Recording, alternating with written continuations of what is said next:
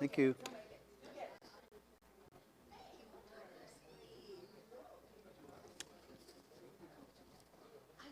Hey, John.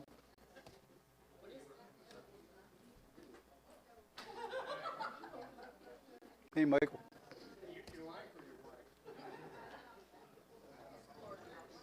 Hey, hey, Sharon.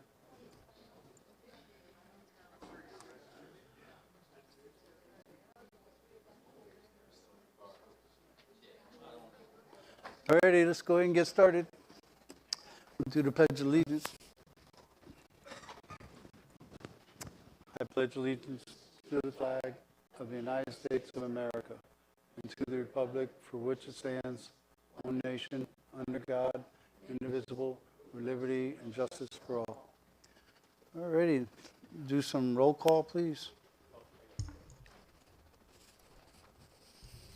Councilmember Rubio, Present. Councilmember Roberts, Here. Vice Mayor Womack, Here. Mayor Wanku. Here.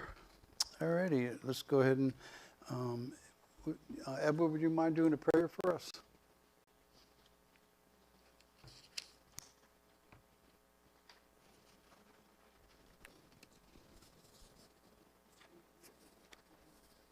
Let's pray. Almighty and eternal God, we thank you for this day, this time, this place, and this marvelous gathering of sinners. Pour out your Holy Spirit of blessing upon each and every one. Guide us, guard us, direct us, protect us, anoint us and use us in the work of the ministry in this community. This we pray in the name of the Father, and the Son, and the Holy Spirit. Amen. Amen. Thank you very much, Edward. All right, let's move on to number 1, Mayor Electoral Proclamation. Who wants to explain that? Anita? Thank you. Sure. So it is time for the mayor to issue the proclamation of the town of Montverde's election. So this provides notice is given that pursuant to lawful authority, the town of Montverde, Florida shall hold a general town election on Tuesday, November 3rd, 2026 during the legal hours of voting, which is 7 a.m. to 7 p.m. Voting will take place at Embrace Church at 17408 8th Street, Montverde, Florida 34756. The election voting shall be for the following 2 seats. There are 2 town council member seats available. A caucus will be held for the election on Tuesday, August 11th, 2026 at 6:30 p.m. in Town Hall Auditorium at 17404 6th Street, Montverde, Florida 34756. And the proclamation is dated today, June 9th, 2026, and will be signed by the mayor. We do publish this notice at least twice in the 30 days preceding the date of the caucus, which is pursuant to the town's code. All righty, thank you very much. That's it, right? On that one. All right, we'll move on to, let's do the citizens' questions and answers to ask questions with the council on anything that's not on the agenda. One at a time, come on.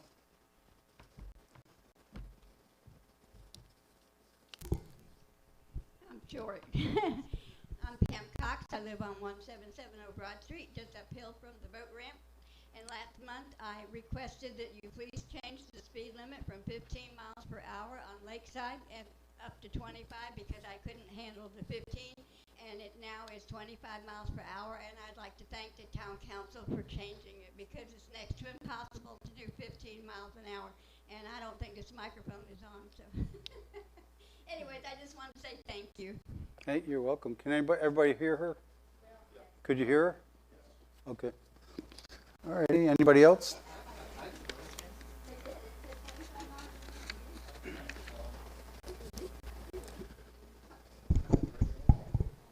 Mike Stone, 16301 Burke Street, also Lakeside. Yeah, we could change the speed limit, but I've been dealing with an issue since October. The council's very well aware. We've CC'd you guys on all the emails.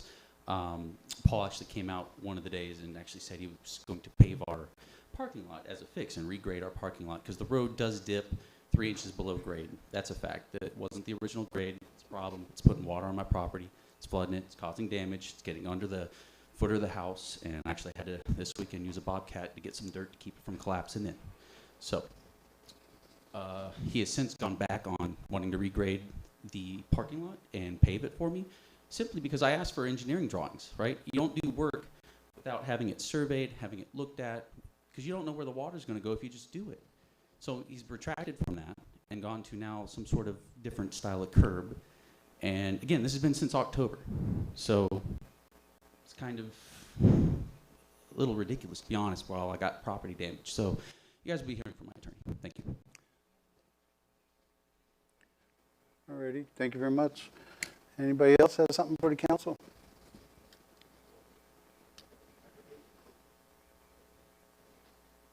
Okay, oh, Joe, okay, come on. Getting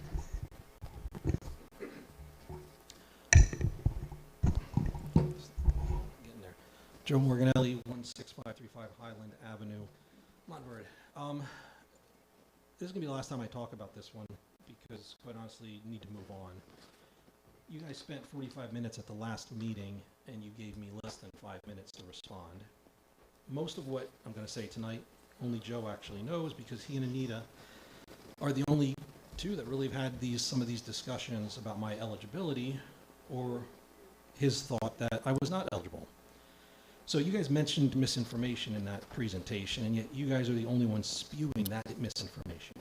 For example, and I have a lot of them, I'm not going to go through them all because I'm going to run out of time. You failed to share the fact that Anita requested Pennsylvania state records on February 4th, and no one on council has asked her, how did we get this wrong? She had the same documents that I'd asked my parents in Pennsylvania to get in April, and she had those records in her possession for over a month before I resigned that showed the misdemeanor. She never shared them with me, never shared them with, I'm guessing, with most of you, I'll say.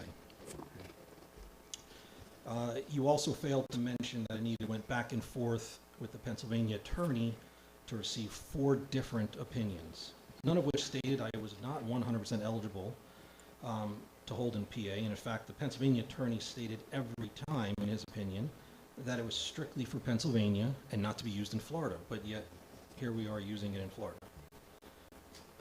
Let's see here. On top of that, almost 2 weeks before I actually resigned, the Pennsylvania attorney in writing informed her, and I quote, clearly indicates that Mr. Morganelli pleaded guilty to a first-degree misdemeanor. Anita, you never said a word to me about it. But yet, as you said, you wanted to keep it quiet. So I guess maybe that's why you didn't tell me or mention it.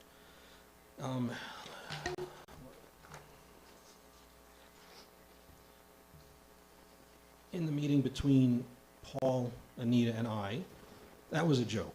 As you called me under false pretense about a general conversation between us, and then when I got there halfway through, halfway through the conversation, you're basically looking at Google Gemini about why I'm not eligible, and then on top of it, you both told me I had 2 choices, to resign or you would have to inform the council. Those are my 2 choices were. Back to the presentation, you guys alluded to the fact that a $13 payment on October 2023 was for, who knows the reasoning why you guys were saying that. However, once again, no research was done, and you just decided to say what you felt that fit your narrative. That $13 was from an attorney in PA that I paid for the attorney, obviously, but that was for photocopies, much like Anita paid for documents on February 4th. Hopefully that puts your mind at ease as to what that $13 was for. You also mentioned, Carol, you also mentioned that I felt I had no chance. It's the truth. The fact, at that last meeting, the way you jumped on that $13 payment as if it was a smoking gun, when it was a payment from my attorney for documents. I don't fault you for that part, though. I really don't. That's part of the issue that I've been explaining. And you're being led by misinformation every step through this whole process. There's 0 chance I would have gotten a fair chance at any hearing. So now I'll move to Grant here. the last meeting, you had mentioned you were good, but now that I threatened the town with a lawsuit, so I guess my question to you is, so you don't think someone should protect themselves? Okay, so if not, I guess no answer, I'll take it. So I guess I'll remind you on September 2023, when you threatened to sue the town, and you wrote, "I must inform you that I am prepared to take legal action to protect my rights and seek appropriate remedies." Again, don't fault you for that. Would stand by you with that. Nothing wrong with you protecting yourself, and that totally saying that. However, I guess where I'm going with that is there's something called disparaging treatment, and I have probably over 5 instances of this happening throughout this whole process. You had asked Anita in reference to case law, and she had none, which, again, misinformation. I am eligible. There's no question about that. If you think about this like you're fishing, there's 2 ways to fish: rod and reel with 1 hook, or a cast net. For you guys to question me or to question anybody on council, it has to be done with the rod and reel, like a single hook. It can't be a cast net. And I'm going to give you an example of that. Grant, residents have questioned your eligibility based on where you live in our town. Everyone here knows that part, right? If we're going to continue with a cast net approach, then you should resign, because quite honestly, they brought evidence that shows Yeah, 1 minute. you disagree with it, but I get it. But again, we're going through that cast net approach. If that's what you want to do. You guys are all like sort of sitting in the middle of an ocean with a weight vest, and each day it passes, more and more weight gets clipped on. You can't keep treading like this. I mean, it's ridiculous. What you guys did the last meeting violates the charter. I am not a member of that council currently. Our own eligibility in our charter, it states in section 2.07 of our charter, if I was a member of council, then you guys could investigate. Funny story, sad story, whichever one to look at it. Talked with my election lawyer as we're going through all of this, reviewing what Anita has said, the 20 different stories that she has said. We've reviewed them, the latest revision of her opinion. And his first question in the middle of all this is he pauses and he goes, "Where the F do you live that they're this dumb?" Okay, thank you very much. That's what I figured. All right, anybody else like to talk to the council? Before we go on to the next public comment, Anita, he mentioned that there were 4 different opinions for PA. I don't recall seeing that in the email that you sent with the supporting documents. There were, are you talking about written opinion letters? Whatever he was referring, he said that there were 4 opinions from attorneys in PA, I don't know what that's referring to. or any opinion from PA, from any attorney in PA. There was a written opinion letter from the attorney in Pennsylvania. Okay. Did we get a copy, or did anybody else get a copy? I Except think me? they were provided through public records requests, but I don't honestly know if those were included in your packet. I don't believe so. I definitely remember that it wasn't included. It was Okay. pretty We straightforward. can get those to the council if you'd like. Okay. I would think that's something important if we're going to even address it back then, and we're ready to prepare to go to a hearing and there are missing documents. That was what we were waiting on before you held any hearing. You were just asked to, do you want to have a conversation? The council, because you got my memo late, and you asked to delay it, that you weren't prepared to set a hearing or do anything. So we set the meeting. Wait a minute, I'm sorry. Can you turn your mic up? Nobody can hear back there. Okay. And I was waiting for the letter from Pennsylvania and hoped to have that by the time that you had your meeting the following week. And that's what would have been presented, whatever their opinion was at that time.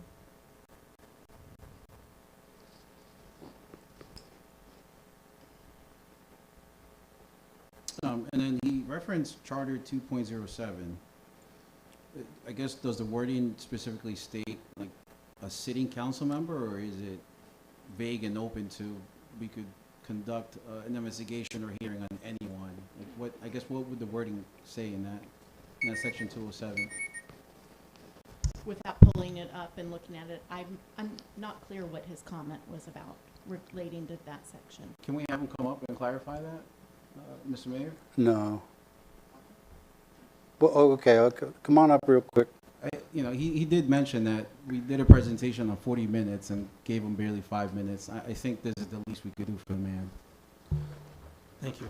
All right, so I was referring to, let me throw out my notes here. My pages are a little out of order because I was going in an order here. It was section 2.07, where basically calling into question, here it is, 2.07 of our charter. I need to be a member of council for you to authorize an investigation or look into my eligibility, call into question for that. That's what that was about, and that's what the... So you're referencing the subsequent decision for council to be presented with proposals from attorneys to now determine whether or not you're eligible to hold office. There's no, you're saying it as if I am eligible until I'm proven I'm not eligible. Correct, but it's 2.07. I got you, yes, so that's what I'm saying. Yes, you guys, you brought a vote to them. They have not expended any money in that regard. Those were proposals that are going to come before them to consider in the future. At this point, based on the demand letters that we received, I have not solicited any proposals at this time. Okay, thank you. Anything else, Brian? Yeah, for the demand letters, is that? For the demand letters, is that against the town, or, I guess? They're against the town, the council members, and myself. No, I don't believe you received one, and I don't believe Vice Mayor Womack has received one, to my knowledge. Thank you, that's it. Okay, thank you. Thank you very much.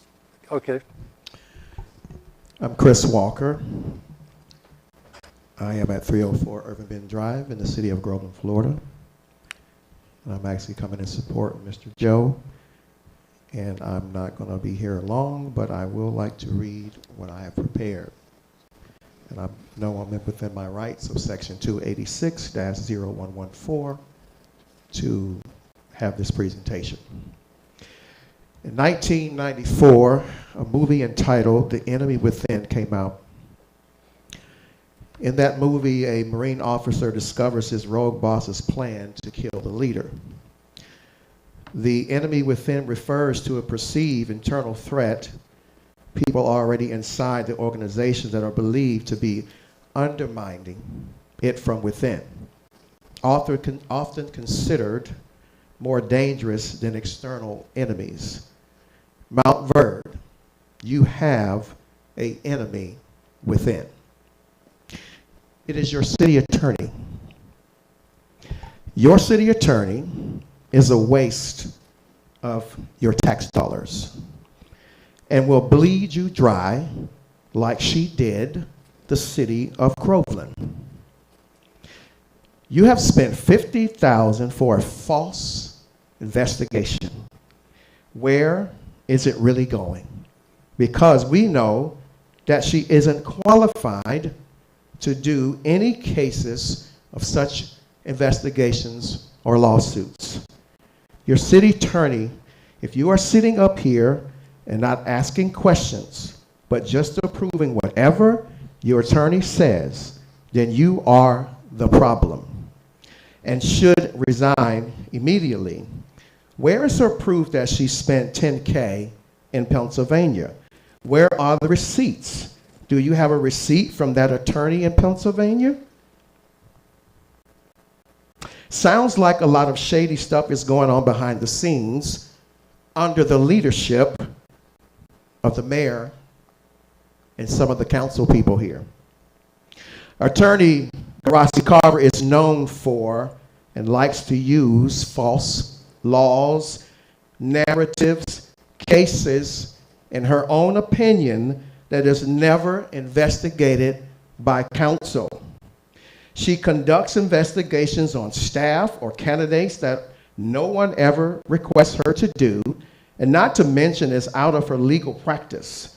But she knows that all of you, like Groveland, are ignorant of the law. So she makes up her own, and she knows that you won't question her or look into what she does. Then she runs from the city of Groveland, tells you she has more time, but yet she told the city of Groveland when she resigned that she needed to spend more time with her family, only for a week later to tell you she needed more money. You know why she needed more money? Because she lost the piggy bank that we was giving her.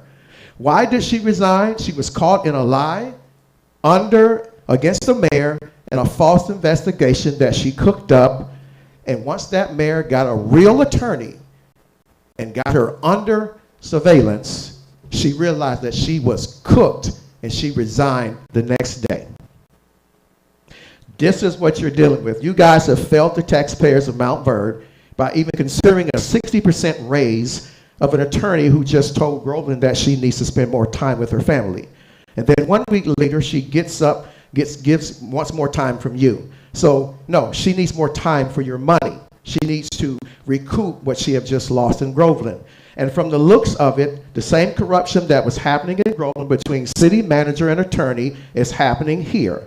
And you guys can't see, or you are protecting your seats for power. Let's remind you that you are here for the people who elected you to protect the tax dollars and move the city forward and not continue corruption. You are violating the records request law as well by withholding the request made by Mr. Joe. Section 119-01 establishes that all state, county, municipal records are open for personal inspection and copying by that person. That has not happened since he's been requesting it for over a month. So with that being said, I pose this question to your city clerk.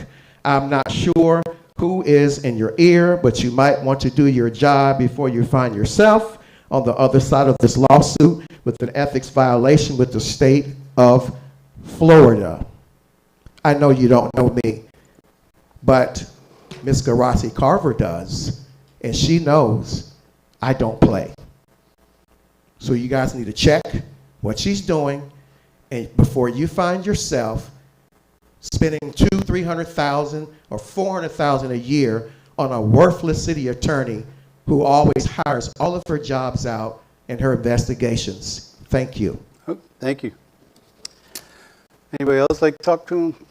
Council? Question. This question is for Paul. The records request, are we sitting on records requests hitting a month or more? Absolutely not. The problem is Mr. Morganelli, and we receive all of his threats all the time. He sent over 20 records requests in. He amends them multiple times, and he has to pay for them before he gets them, so that takes time before he gets the checks in. But we've sent him nearly 1,000 pages of records to date, plus answer his emails and all of his amendments. Did you say 1,000? Nearly 1,000 pages and responses have been sent to him so far. When you have so many, and it's not like a simple send me an ordinance, it's like multiple pages of multiple people searching things, accounting, and meanwhile we're in the middle of our audit, which half the stuff Mai's got to get to them, audit stuff. Our clerk's in training. We almost lost our clerk because of Mr. Morganelli. Let's just be clear. That's one of the biggest reasons. We got a gnat going around here. So we are doing the best we can, but we cannot shut town hall down. Do we say no council meeting tonight so we can get his public records request done? We still have to run town. So if it takes time to get those records, it takes time. And I'm just going to say, whatever that gentleman just say, and I'm just going to be public BS. Okay. And that's the end of that. Anything else, Brian? Yeah,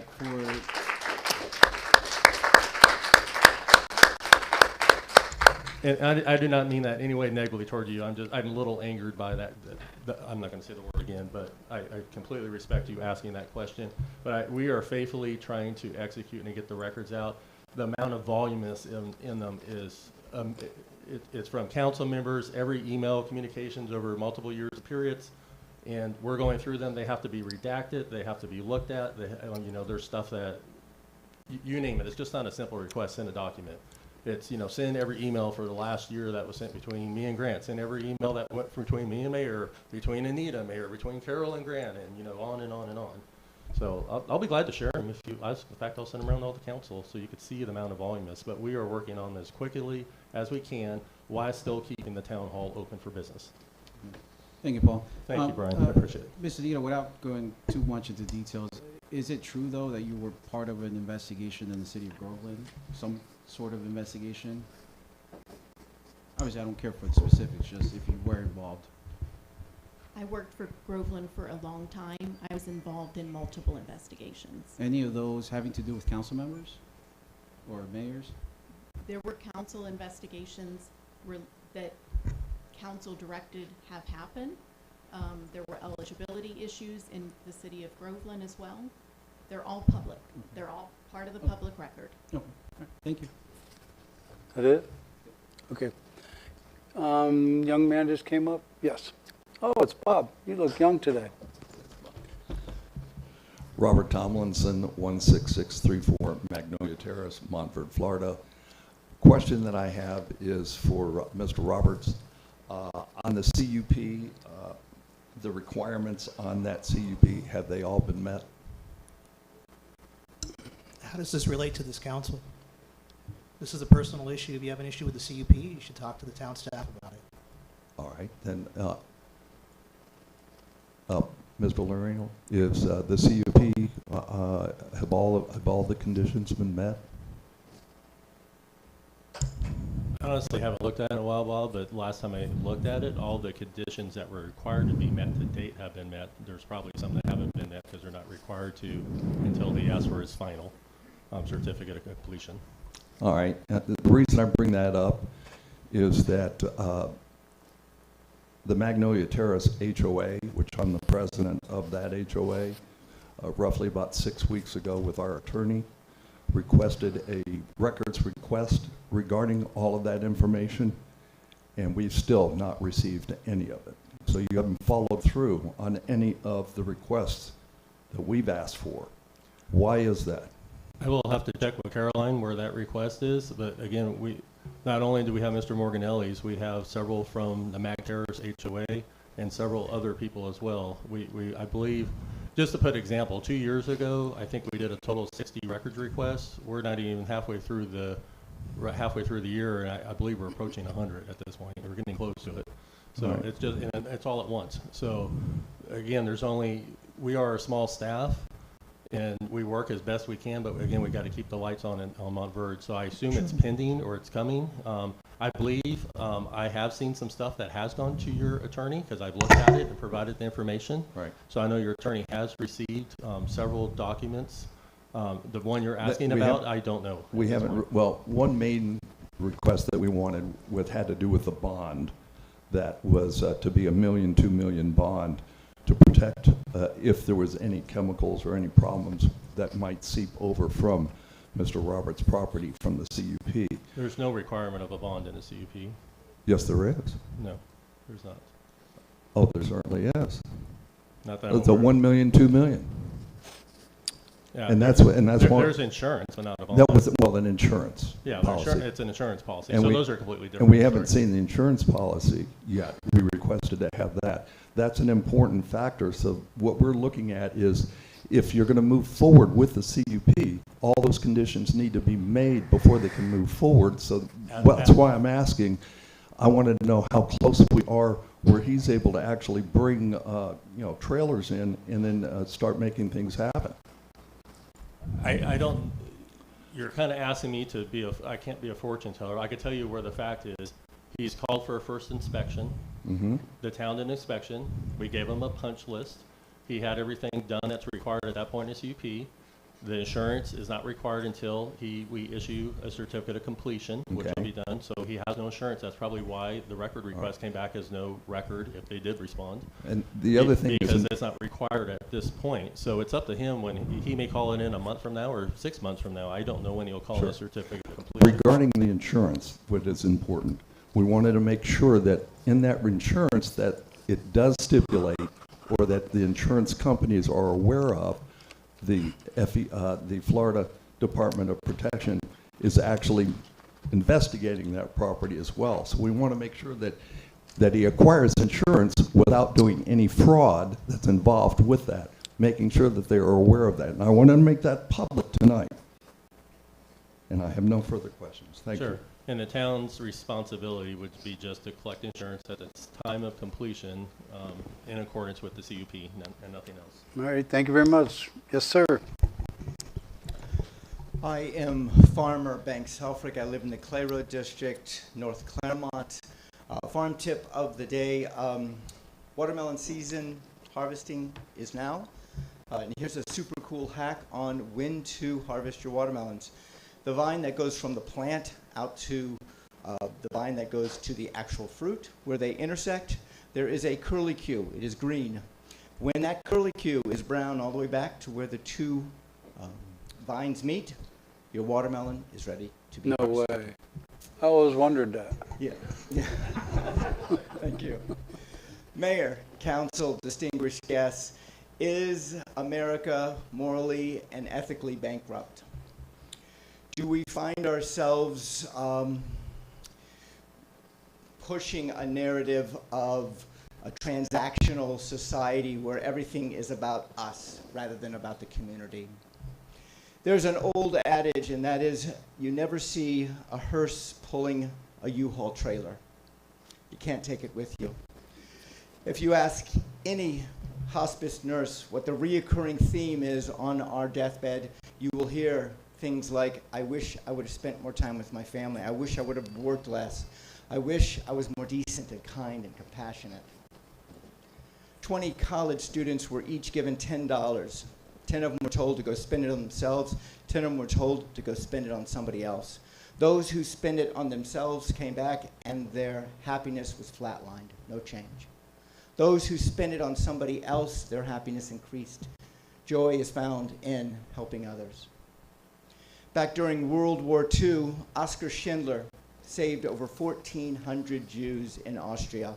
He was a factory owner.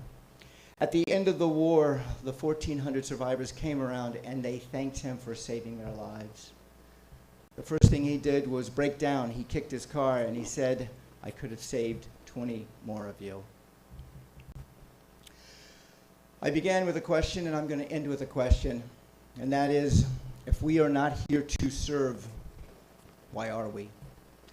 I am Farmer Banks Helfrich, candidate for State House District 25, and I am here to serve. May you all be blessed. Thank you for allowing me to speak. Thank you. Thank you. Anybody else? Come on up.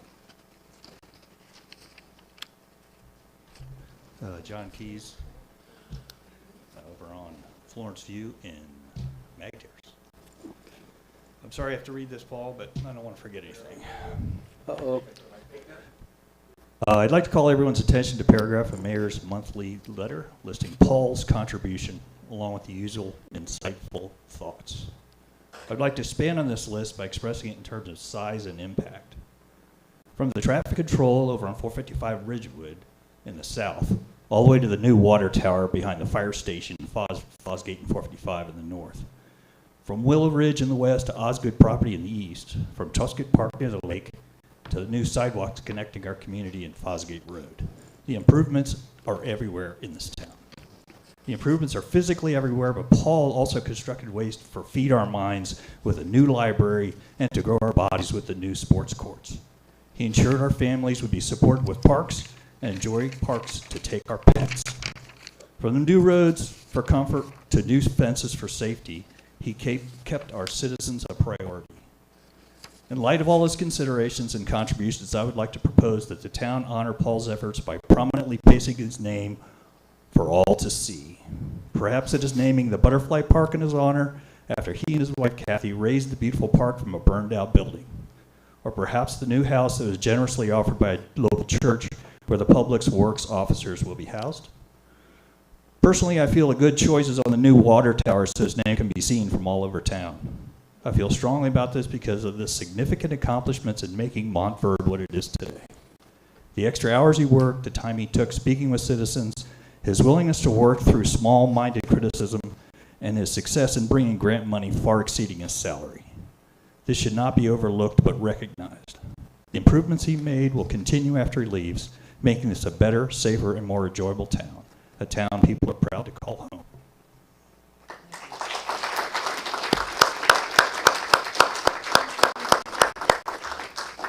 Come on up.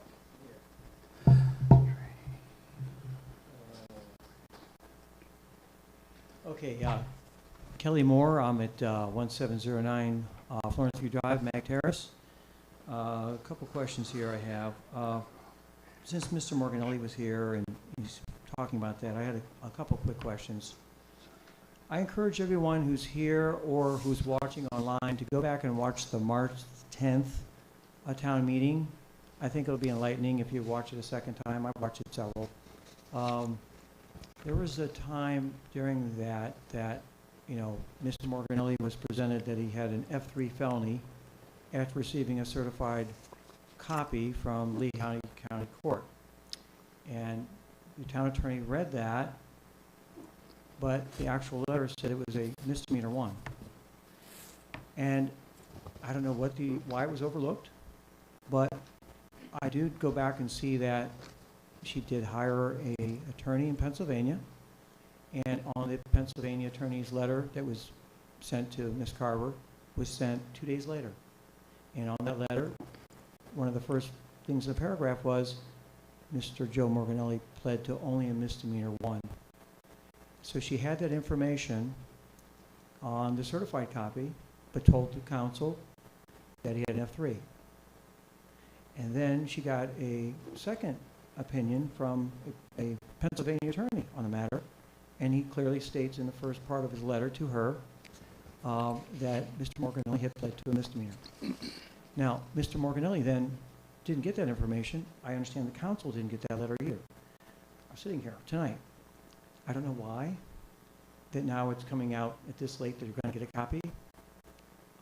Mr. Morganelli then resigned 8 days later, feeling under duress that he was told, hey, he didn't have any options here because a couple of the council members said, well, do you want to resign? Or what are we to do? And at one point in the meeting, you can watch this on March 10th, the town attorneys had to back up and say, well, we have to have a meeting. We can give him time for public comments. And then, but in the interim, any votes that he could have would not really, they'd be suspect because, you know, whether he has eligibility. Now, I've said there's a number of these meetings in the United States, when we took the Pledge of Allegiance today, a person, you know, we want justice. In America, a person is innocent until proven guilty. Now, 30 years ago, he was proven guilty of a misdemeanor, and that's what he pled to and just did community service with. But now he's still going through this, and it's been 3 months of this. Ms. Carver, can you tell me why you didn't read the M1 from the certified copies that you requested? And then furthermore, why, even after spending money and research with a Pennsylvania attorney that said M1, you didn't inform any of the council members the 2 days after that March 10th meeting? Council was informed that it was an M1 when I received the opinion letter from the council in Pennsylvania. They were advised in the end of March that that was the opinion letter that came from Pennsylvania. End of March, but you received it on March 12th, as I recall, just 2 days after that March 10th meeting. Now, what about the March 10th meeting where the certified copy said it? Did you just simply didn't read it, or I don't understand how you call it an F, because on recording you say F3 and you told all of them he had an F3, but the same copy said M1. I mean, I'm trying to, I'm wrapping my head around this, like I don't get it. The documents had conflicting information in there, and it was the criminal attorney in Pennsylvania who's familiar with the Pennsylvania records who was able to say that it was an M1. And I questioned that of the attorney, and they sent the opinion letter saying that Mr. Morganelli had already resigned, and I then sent a memo to the council, and it was published at a public meeting that was recorded, and I advised them that the opinion came back that he had pled to an M1. But the opinion letter indicates that Pennsylvania records had conflicting information in them as well. Did the council, you say end of the month, March 12th, you had that in your possession. I saw the email. So I'm thinking it's 2 days after we were sitting here. And I did not have the written opinion letter from the attorney. So wasn't that emailed to you from that attorney on March 12th? It may have been emailed to me. I don't know. I will look at the dates. All right. Well, I know that I did not know that at the time that I said at the March 10th meeting, I did not have the opinion letter from the attorney. I'll take you at your word for that. I have a quick question. I do. On March Go, 10th 1 minute. also, oh, hold on, okay, give me 1 1 minute, minute. please. On the March 10th meeting, we had a consultant come to town, we paid for, to verify the liability of Montverde on approving the CUP. It's come to my attention that Grant Roberts, a sitting council member, who asked that expert during the meeting personal questions after the town had put money. I think that's a violation of its ethics. Which furthermore, he's now hired that same consultant who was working for the town to represent him. And under the Florida ethics law, I think that is a clear violation of conflict. Do you have anything to say about that? Obviously, he wasn't my first choice. He wasn't your first choice? No, but he was the only one that was able to get on it in the time frame the DEP provided. So he was not under contract with the town at the time that I hired him. Did you not ask for additional That was extended after I asked for the deadlines additional time already. to So get I one? was in a time crunch to get a consultant. So to review that's this. why you're going with someone the town's already paid for. Okay, thank you so much, I appreciate it. You know, I'm going to throw something in there. On the 310 meeting, Mr. Morganelli twice sat there and said he was a felon. We listened to the video. That's all I want to say. I don't want to argue with you. He's not one today, and you're dragging his out 3 I'm months. not arguing with you, Kelly. Go sit down. All righty. Anybody else want to talk? Come on up, Aaron.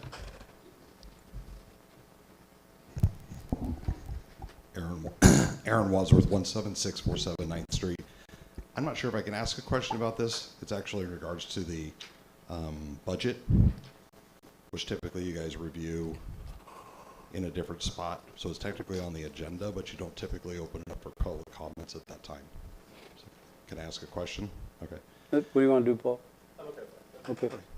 So in reviewing the May finance report, I saw something that was kind of growing and concerning to me, and that is our unrestricted funds balance, which is currently around $700,000 left, which is starting to get concerningly low for unrestricted funds. And I understand that that is mostly due to the fact that we've been paying the grant money or grant projects, and then we're waiting for reimbursements, and we have about 1.3 million that we're waiting for reimbursements on, which brings back to about 2 million. My concern is with all of the other grant projects we have coming up, we've got an awful lot of money that's going to be going out. How are we going to continue to float that if we barely were able to hold on to $700,000 in reserves with only about $2 million worth of projects going on when we've got $20 million worth of projects coming? I know there was discussions about a bridge loan or a grant, or not a grant, but a bridge loan, or I guess it's basically a float loan. But where did we leave that off? Yeah, good questions. Thank you, Aaron. Answer your question. Historically, actually, if you look at the last 15 years of our budget, it's when I arrived here, the total budget was 2.3 million. And if you look at our accounts receivables, we're pushing 6 once those grant monies come in.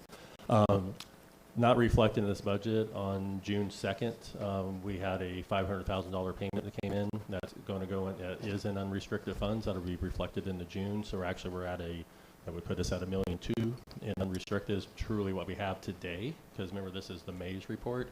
Then we will get the reimbursement of the 1.3 million from DEP. The way that particular resilient grant cycle is up, the whole project phase has to be done for that project, and then they'll do the reimbursement. So we have the Blackwater construction reimbursement, which is $700,000 plus getting ready to come in, and we turned in close construction as well for their first 2 payments, so that they're going to start processing, or at least getting that lined up for process. The entire grant closes at the end of June, and we'll be reimbursed that total $1.8 million from the grant. So from right now, we're doing okay.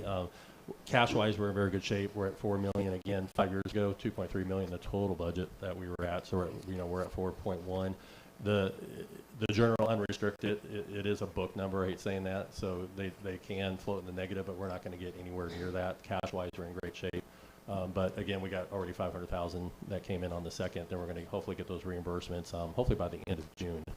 Going forward with the big grants, you're absolutely right. We've had a workshop. The council is looking at just because the grant time reimbursements, we will need to do some type of just an interim type letter of credit or just a simple finance document that why we're waiting for grant reimbursements, we can have a low interest loan that would cover that, so it's not coming out of our fund. Because some of the payments we'll make, like on the water tower, we could have a month, we could have a $2 or $3 million payments that need to be made. So we'll have to carry that on a bridge type loan. The $500,000, is that the first chunk of the payment from Osgood? That's correct. Okay. I mean, I'm not, 700,000 is about where I start feeling uncomfortable when it goes below that, just for, you never know what's going to happen. So that's why I'm like, okay, thinking ahead to this 20 some odd $1 million we've got to also float. And I know there was discussions about the loan options and stuff probably 2 months ago now, but I haven't really heard anything more about it. I know there's a lot of people in the community that are upset about the 1 minute. the cost expenditure issues in regards to interest payments and stuff like that, but that's part of the cost of doing business, and I understand it. I just want to make sure we're going to have Correct. that figured out before we start having to pay $5 million for this and $5 million for that. Oh, most definitely. That's the next step for council. They'll probably see something probably by no later than September come through. We're waiting to get everything lined out with the EP and get every last approval, every last form done before we do the loan, because we don't want to have to start payments or any type of fees for that any sooner than we have you don't want to start drawing it any sooner than you have to, but cool. Thank you very much. Hey, do you have this, Aaron? This is the grants and this is the flow of the grants. It might help. Yeah, you. I've got that. Okay. I've got that. It's just the future. Like right now, we're only managing these $2 million or so of expenditures, and we're starting to get kind of low. How do we start thinking about what we're doing with this 20 million that we're going to have going out, right? That was my concern. And council too, I'm going to throw out too, and I would have to ask Anita to double check, but from meeting with her other managers, Leesburg's an example, you can take your enterprise funds and move enterprise funds into your general fund. So right now our cash balance in enterprise funds running about 1.9 million. Probably if you add this wastewater in there, it's a little over 2 million. So if we are concerned about the general fund, we can make a transfer from our enterprise fund over to the general fund, and that would be acceptable if you want to do that in the future. Alrighty, thank you very much. Anybody else want to talk to council? Alrighty, we'll move down the agenda then. Let's start with our town manager's report.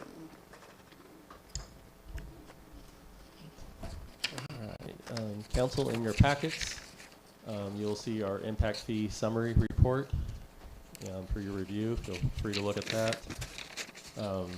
With the developments going on, you'll start seeing some more increases coming to that here shortly. Also, the highway patrol, a little bit less patrol in May, just hour-wise. Usually the summer months are a little bit less. They're doing training, vacations. They're not allowed to do a lot of vacation stuff when hurricane season rolls around. So then the last, kind of following up, on the downtown area, on each of your desk, I put a map up there. Council, I notified council.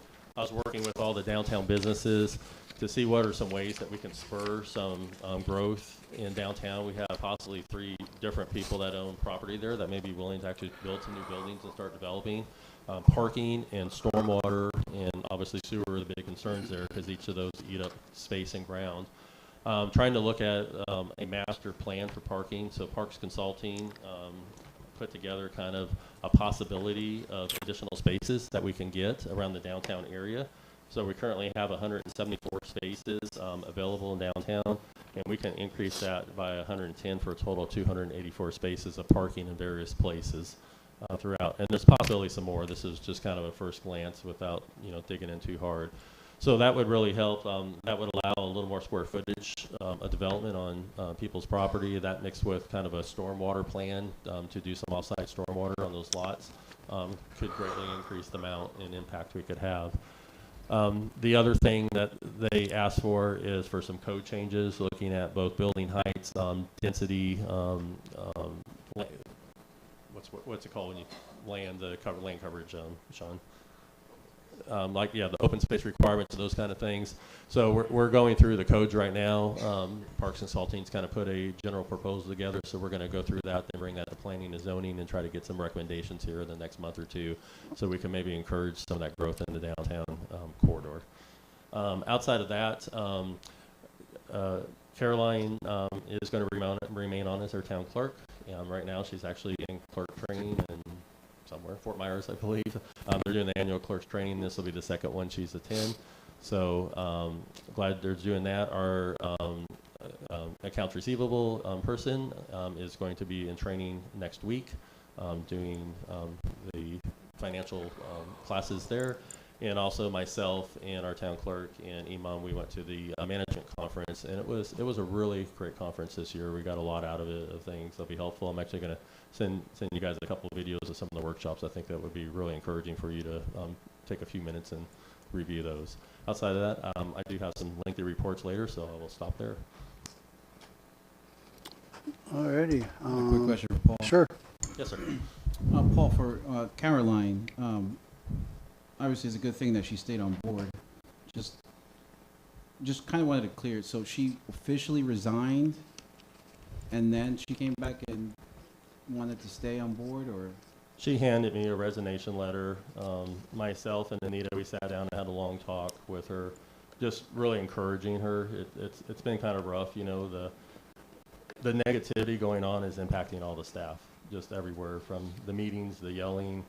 You know, I mean, it affects all of us, right? So it's been affecting staff, and it affected Caroline. And I don't want to put too much on there, and also just the amount of workload of the same stuff coming in, the records request it's pretty well eating her full-time job. And I brought in help to assist her with that, so we got another person in 2 days a week that's going to assist that. But yes, she handed a letter. I said I was going to sit on it, so I technically didn't accept it or didn't put it into the file, basically. So I told her I was going to sit on it for a little bit and let us talk, but I did announce it at the meeting. So, Is it? Thank you. Yep. All right, thank you very much. Let's keep rolling here. How about Anita, do you have anything? I have a few things. The legislature adopted a joint resolution, I'm sure you've heard on the news, for property tax reform, and so that'll be going on the November 25 it's a constitutional change, and it would increase the homestead exemption over a 2-year period of time. I have an outline. I can send it to council or include it in writing in the next report, but I did want to let you know that that will be on the ballot, and it will be for those homeowners who have homesteaded property as of December 31st of this year. They will receive the savings over a 2-year period. For new residents, they receive it over a 4-year period at $50,000 a year. It doesn't apply to ad valorem taxes collected by school boards, but it does apply to those collected by the city and the counties. And we are restricted in what those funds can be utilized for. There's a list of those. It also would impose on non-residential properties. Currently, property appraisers can assess the property up to 10% per year. That's going to be lower so it'll be a maximum of 5% that they can increase the values on non-homestead property. And then counties and cities and school districts actually are going to be required to provide an ad valorem relief up to full elimination through a uniform process. That process is going to be determined by the legislature, and then the cities and counties will be required to follow it. So that will be on the November ballot. On June 23rd, the Lake County Board of County Commissioners will be considering the joint planning agreement that the town of Montverde Council approved. The town manager has asked me to attend that meeting. If any of the council members would like to go, it's on June 23rd, and the meeting starts at 9 a.m. in the Board of County Commission chambers. We have some new legislation that goes into effect July 1st relating to your building permits and inspection fees. And currently, most local governments, and including the town, you calculate how much the building permit fee is based on the valuation of the work being done or the improvement. And the legislature said that's no longer permissible, and that we need to change our codes and adopt new fees to exempt certain projects on single-family residences where the improvement is $7,500 or less. And we need to calculate our building permit fees based on the costs that the towns or the cities incur. So we are going to need, in order to meet the deadline, a couple of special meetings. One, you can adopt your new fee schedule by resolution, so that would just take one meeting, but you do have language in your code that specifically states that you'll calculate based on the valuation of the improvement, so we need to change that, and that would have to be done by ordinance, which would require two readings of the council. So I wanted to see if the council was available for some special meetings later this month. Monday, June 22nd, and Monday, June 29th. We can look at a couple of other days, but I was hoping that we could accomplish it so staff will have the 30th of June to be able to get it posted online as of July 1st. Everybody all right on the 22nd? Yeah, I'm good on 22nd and 29. How about Brian? How about time though? Are you on that 10 okay? a.m. or 11 a.m.? Are you okay on the Whatever 22nd? the council wants as far as time, it doesn't matter. Are you okay on the 22nd? You said the 22nd was okay? 22nd and 29, yep. Okay, and 22nd's okay. Let's do the 22nd. You need two? Yeah, we need both. Then, okay, 29th? Yep. Grant, And what time 29th? would council like to do it? 29th? Okay, third dates are good. Okay. What time would the council? 6:30? That work for everybody, 6:30? Brian, that work? I would 6:30? prefer a daytime, but that's fine. Yeah, these guys work. 6:30, okay? All right. All right, thank you very much. Thank for you. that. I already told you about that. I have some things about the town manager search, but I believe those are later on the agenda, so I'll address it at that time. Okay, thank you very much. You know, I was going to ask you on the ambulance and EMS, is that county taxes that won't be moved forward? So those are actually assessments that are imposed, and they're not, to my knowledge at this point, they're not affected by the Okay. constitutional amendment. All righty. Thank you very much. Let's move on. How about our county commissioner? Sorry, 1 second. Go ahead. Since we're on the topic on the property tax thing, I've noticed that several municipalities already have done some type of pro forma for the future to see what that's going to equate to if it does, if it gets voted on. In other words, how much money they're going to lose. I know we still have time to come around to this, but I feel, you know, we should do it as early as possible. But in the meantime, I did kind of start crunching some Mr. numbers. Rubio, I apologize, may I interrupt you for a second? I do have the specifics of talking about it as a discussion item coming up. Discussion on property tax reform B on the Okay. discussion items. All right, so I'll wait for my, I'll wait to them. So yes, Yeah. I was going to kind of go around Okay, and never ask mind. I'll wait council till about that, if you don't mind. Thank you. Alrighty, okay. Our county commissioner, You want the commission or the planners? whatever you want to do. We'll start with the planners. It's very short. Okay.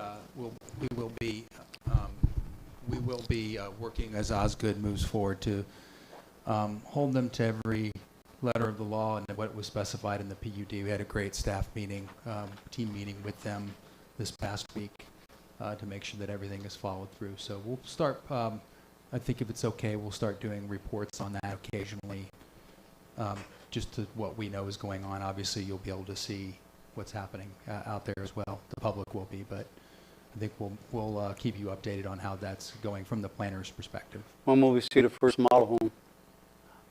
It depends on them and whether they meet all the requirements to send everything in. We gave them a list of things they needed to do this past week, so, yeah. Yeah, and they did indicate maybe late fall they would like to start building their model home possibly. Mm. And just real quick to follow up, Sean, the property did sell. I believe Pyramid Group was the people that came and visited with you in that group. It's now American Richmond Homes is the builder and developer for the property. So right now, all they did was move the turtles, right, so far? Right. Correct. As of when we were there Thursday, there was one turtle to go. One turtle to go? One turtle to go. Smart guy. All righty, how about County Commissioner? Okay, as County Commission, nothing to report other than I'm going to make a comment that an advisor, if I had an advisor, would tell me don't make it because surely somebody will misinterpret it. But I'm going to go off the heart on this one as your County Commissioner. Montverde's being observed, and as I've observed, but it's not being observed for some good things, which is a shame as a County Commissioner.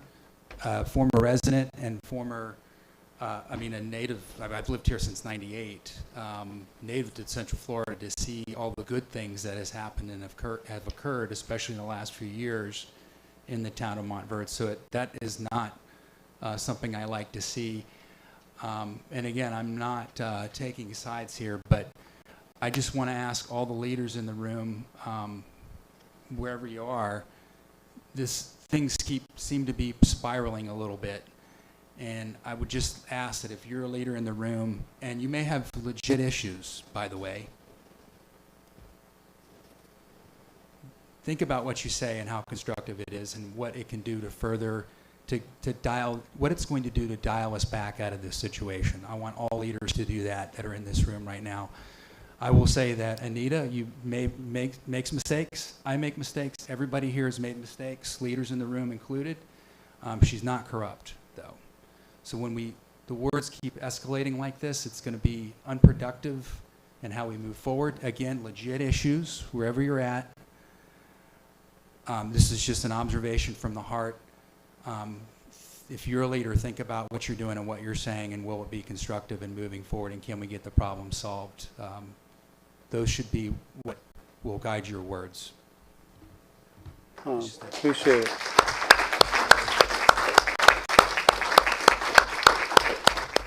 That's very good. Thank you. Thank you very much. All righty, let's see what else we got here. We got Town Council next. Brian, do you have anything? No. Grant? Yeah, a bit of a safety issue that I've noticed is the intersection of Blacksville and Fosgate. It seems like people don't understand that they don't have to stop when they're coming into town. I know there's a stop sign for the trail there, and it confuses a lot of people. And you know, you could be driving back into town and someone suddenly stops, believes that they're coming to a stop at the stop sign there. I'm just curious if the town can do anything about that, what the county could do. I know it's a county road, just to try to make that a little bit safer. Sure. Thank you for that. Actually, I've seen the same thing. And last Friday, I met with Thursday, Mike Ockler, who's the Public Works Director for Lake County, and I expressed the same concern. And he said he was going to have his guys study it and take a look at it. And I mentioned that one sign. I think people think it's stop signs. And it's usually coming from down the hill. They stop to make the right. Otherwise, it seems to be functioning well. That seems to be the one issue down there. So I'll follow up with them. And maybe, Sean, if you wouldn't mind just following up with Mike and see if we can maybe move that trail sign, possibly might help, or put some more signage there. That would not be a problem. I'll also point out that I think the county's, No, what's go that? ahead. The county's willing to put a street light, not a signal, street light there, as well as we're looking at these lights here at the roundabout, maybe getting something that's a little softer. But as regarding that intersection, yeah, I think there's a street light that's going to be coming. Yeah. That's it. All righty, thank you. Carol? First, I'll echo Pam's comment. Thank you for raising it to better. That's all. Just closer. I'll echo Pam's comment, and thank you for bumping that speed limit back up to 25 now that all of our construction is done. Thank you again. We talked earlier last week, or maybe earlier this week, about the ramp over there to Kirkland, to Kirk Park. So I know you've got that on your task list, and I appreciate that. The other thing that we have talked about in the past, on again, off again, is Franklin Pond. And I don't know if we ever got so far as to actually having that pond tacked on with 4 lakes. Did we get that far? It's a discussion item on the agenda later today. All right, because it looks bad right now. And that's it for me. All righty, thank you very much. I wanted to see if anybody heard anything about the Anthony property lately with the island. Nothing, right? Just making sure I'm on the right page with it. Okay. And then in Ferndale, there's nothing happening with the people that wanted to build a commercial building? I haven't heard anything, so just make sure you haven't. The septic system? Yeah. Yeah, last I heard, I was talking with someone in Lake County that I believe they're challenging the fact they can't do it somehow. So where we left it off several months ago, it was a code enforcement issue. They applied for a conditional use permit, and the town has entered the record as objecting to that because it goes against what the Ferndale should be. But I have not heard anything additional from Lake County at this point on it. So. Okay, great, thank you. I wanted to mention to the council that Willow Ridge has come forward a few times on some different items, and one was the turnpike and the noise, and Paul and Sean were able to get everything straightened out there, and the turnpike is installing 4 rows of trees all the way down the whole thing where Willow Ridge is. Really thick trees. And they're also going down a little further across the bridge, I think it was. But Sean was a big part of that, and we appreciate your help with that tremendously. We also had the sidewalk project that Paul's been doing, and now somebody from Black Still Lake and Bosgate can walk all the way to Lake Street on a nice sidewalk. That's a huge, huge process that is going on. And then recently I went down there and walked with a gentleman that lives there who happened to be an engineer that worked in stormwater in New Jersey his whole career, so he's very well read in it, and very polite, very nice man. And he walked me through how all the stormwater works in Willow Ridge and how it flows. And there's a couple problems with that I explained to him what Paul had told me what was going on. And I just want everybody to know that Willow Ridge is just a little bit different than the rest of Montverde. Willow Ridge has, once you put the gates on Willow Ridge, everything inside the gates has to be managed by the HOA.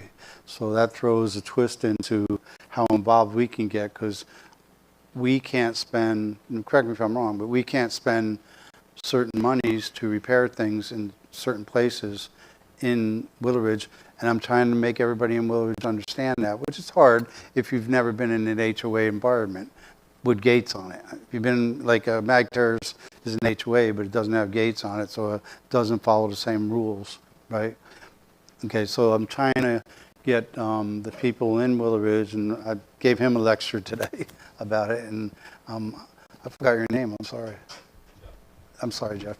I gave Jeff the lecture and 2 or 3 other people, and trying to kind of give them how it works, how we have to work, boundaries we have. But I'm going to tell you that the people there are very, very capable of handling their own situation, and they're fixing to take over their HOA from the developer who has a management company using it. And I believe that our relationship with Willow Ridge right now is very good, and that the people there are comfortable. I went to a house meeting where there's 50 people there, and we talked about the turnpike and the sidewalks and all, and a couple other things that they were talking about, like they had plants that died, and Anita took time to figure out a couple of different ways to address that. But I just want to point out that the town is helping Willow Ridge with the issues they have, and if there's anybody in Willow Ridge here or online or whatever that you have an issue, please come talk to our town manager, any of these council people, or give my call me on my cell phone. We're happy to help you. We want to make sure everybody feels welcome and that the town's doing something for them. And that's it. Let's move on to May finance report. We began with $5,156,025.76. We have total cash account is $4,126,562.55. We have, like Paul explained earlier, $1,362,939.32 coming. He's done the different processes. And if you want to have a copy of this, I have extras. This shows you the first each grant, and then it shows you where it's at as far as the process. You know, you got the money, you spend the money, you file for the money to be refunded. The money gets refunded, and eventually you run out of money in that grant. But it's a real good lesson, and you're welcome to a copy of it if you want it. But there, that's $1,362,939.32, so a total of $5,489,501.87.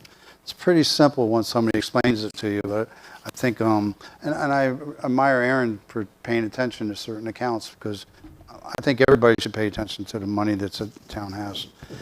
Let's move on, and I need to do a consent agenda for the minutes of April 14th and May 5th.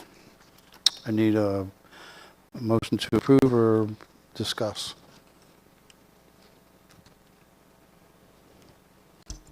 I'll make a motion that we approve the consent agenda. I have a motion to approve. Second. I'll second. All in favor say aye. Aye. Ayes have it. We'll move on to discussion items, and let's start with our town manager's project update status report, which is going to be pretty big. Yeah, so thank you, council. I did want to spend a little bit of time and do two things, kind of give you an update on some of our larger capital projects and things going on in the town, just so there's some concurrency from when I transition to a new manager transition, you know where everything's at, and also kind of for the new manager coming in so they can kind of see where some different things are at. So if you have questions, you can stop me along the way. I'm just going to kind of briefly go overview kind of the status of some of the things we're at. So on our developments, Willow Ridge development, we finished punch list for phase 1 and phase 2. We still have a performance bond with them that they have to get all their deliverables done.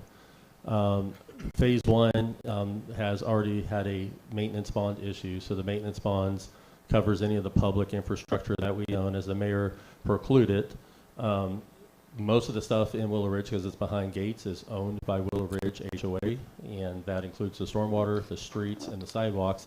The town owns the potable water lines, the irrigation water lines, the irrigation pump systems, the sanitary sewer lines and system manholes, and the lift station. So those are covered by the maintenance bond. It's a 4-year maintenance bond, so 3 years left to it.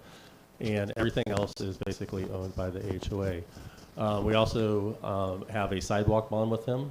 We do a sidewalk bond that allows them to not have to put the complete sidewalks in at development, but they can put them in when the houses go in so they just don't get broken out. So most of this is getting close to wrapping up. We should have the maintenance bond probably for phase 2. They're supposed to start on their punch list here any day now for phase 2. Most of it was landscaping. They have a lot of trees that need to be removed and replaced because they were under caliper size, things along that line. They'll be replacing all the pavers in the very front and a lot of curb. There's probably several hundred feet of curb that's cracked in phase 2 that they'll have to go through and fix. The roundabout's pretty well going to get rebuilt, things along that line that's on the punch list. So Sean Parks, our staff, and Brett Tobias, our engineer, we were out there 5 hours. We literally walked both sides of the street, every single street. We opened every manhole. They have some manholes that need to be jetted. Those will all be jetted. That way when it's turned over to the HOA, everything is cleared and good to go. Same with the sewer lines. So that's kind of where we're at with Willow Ridge. It's kind of on the finish up. They're probably down to a dozen houses left, probably to build out there, and they should be done on their end. The point at Montverde subdivision, aka Osgood, as I mentioned, it did transfer. So they have now officially got their permit for mass grading and utilities. They will be issuing the performance bond this week before they start any mass grading, so that's coming in. Once they kind of get to the point of that being done, they'll also have to issue a maintenance bond to the town, a sidewalk bond. The town will have obviously a lot of infrastructure inspections to do and locates to do, and assisting them hook into the town's public utilities. We'll also be assisting them with their first model home permitting and getting that process going. That's kind of coordinated with the final plat that's there.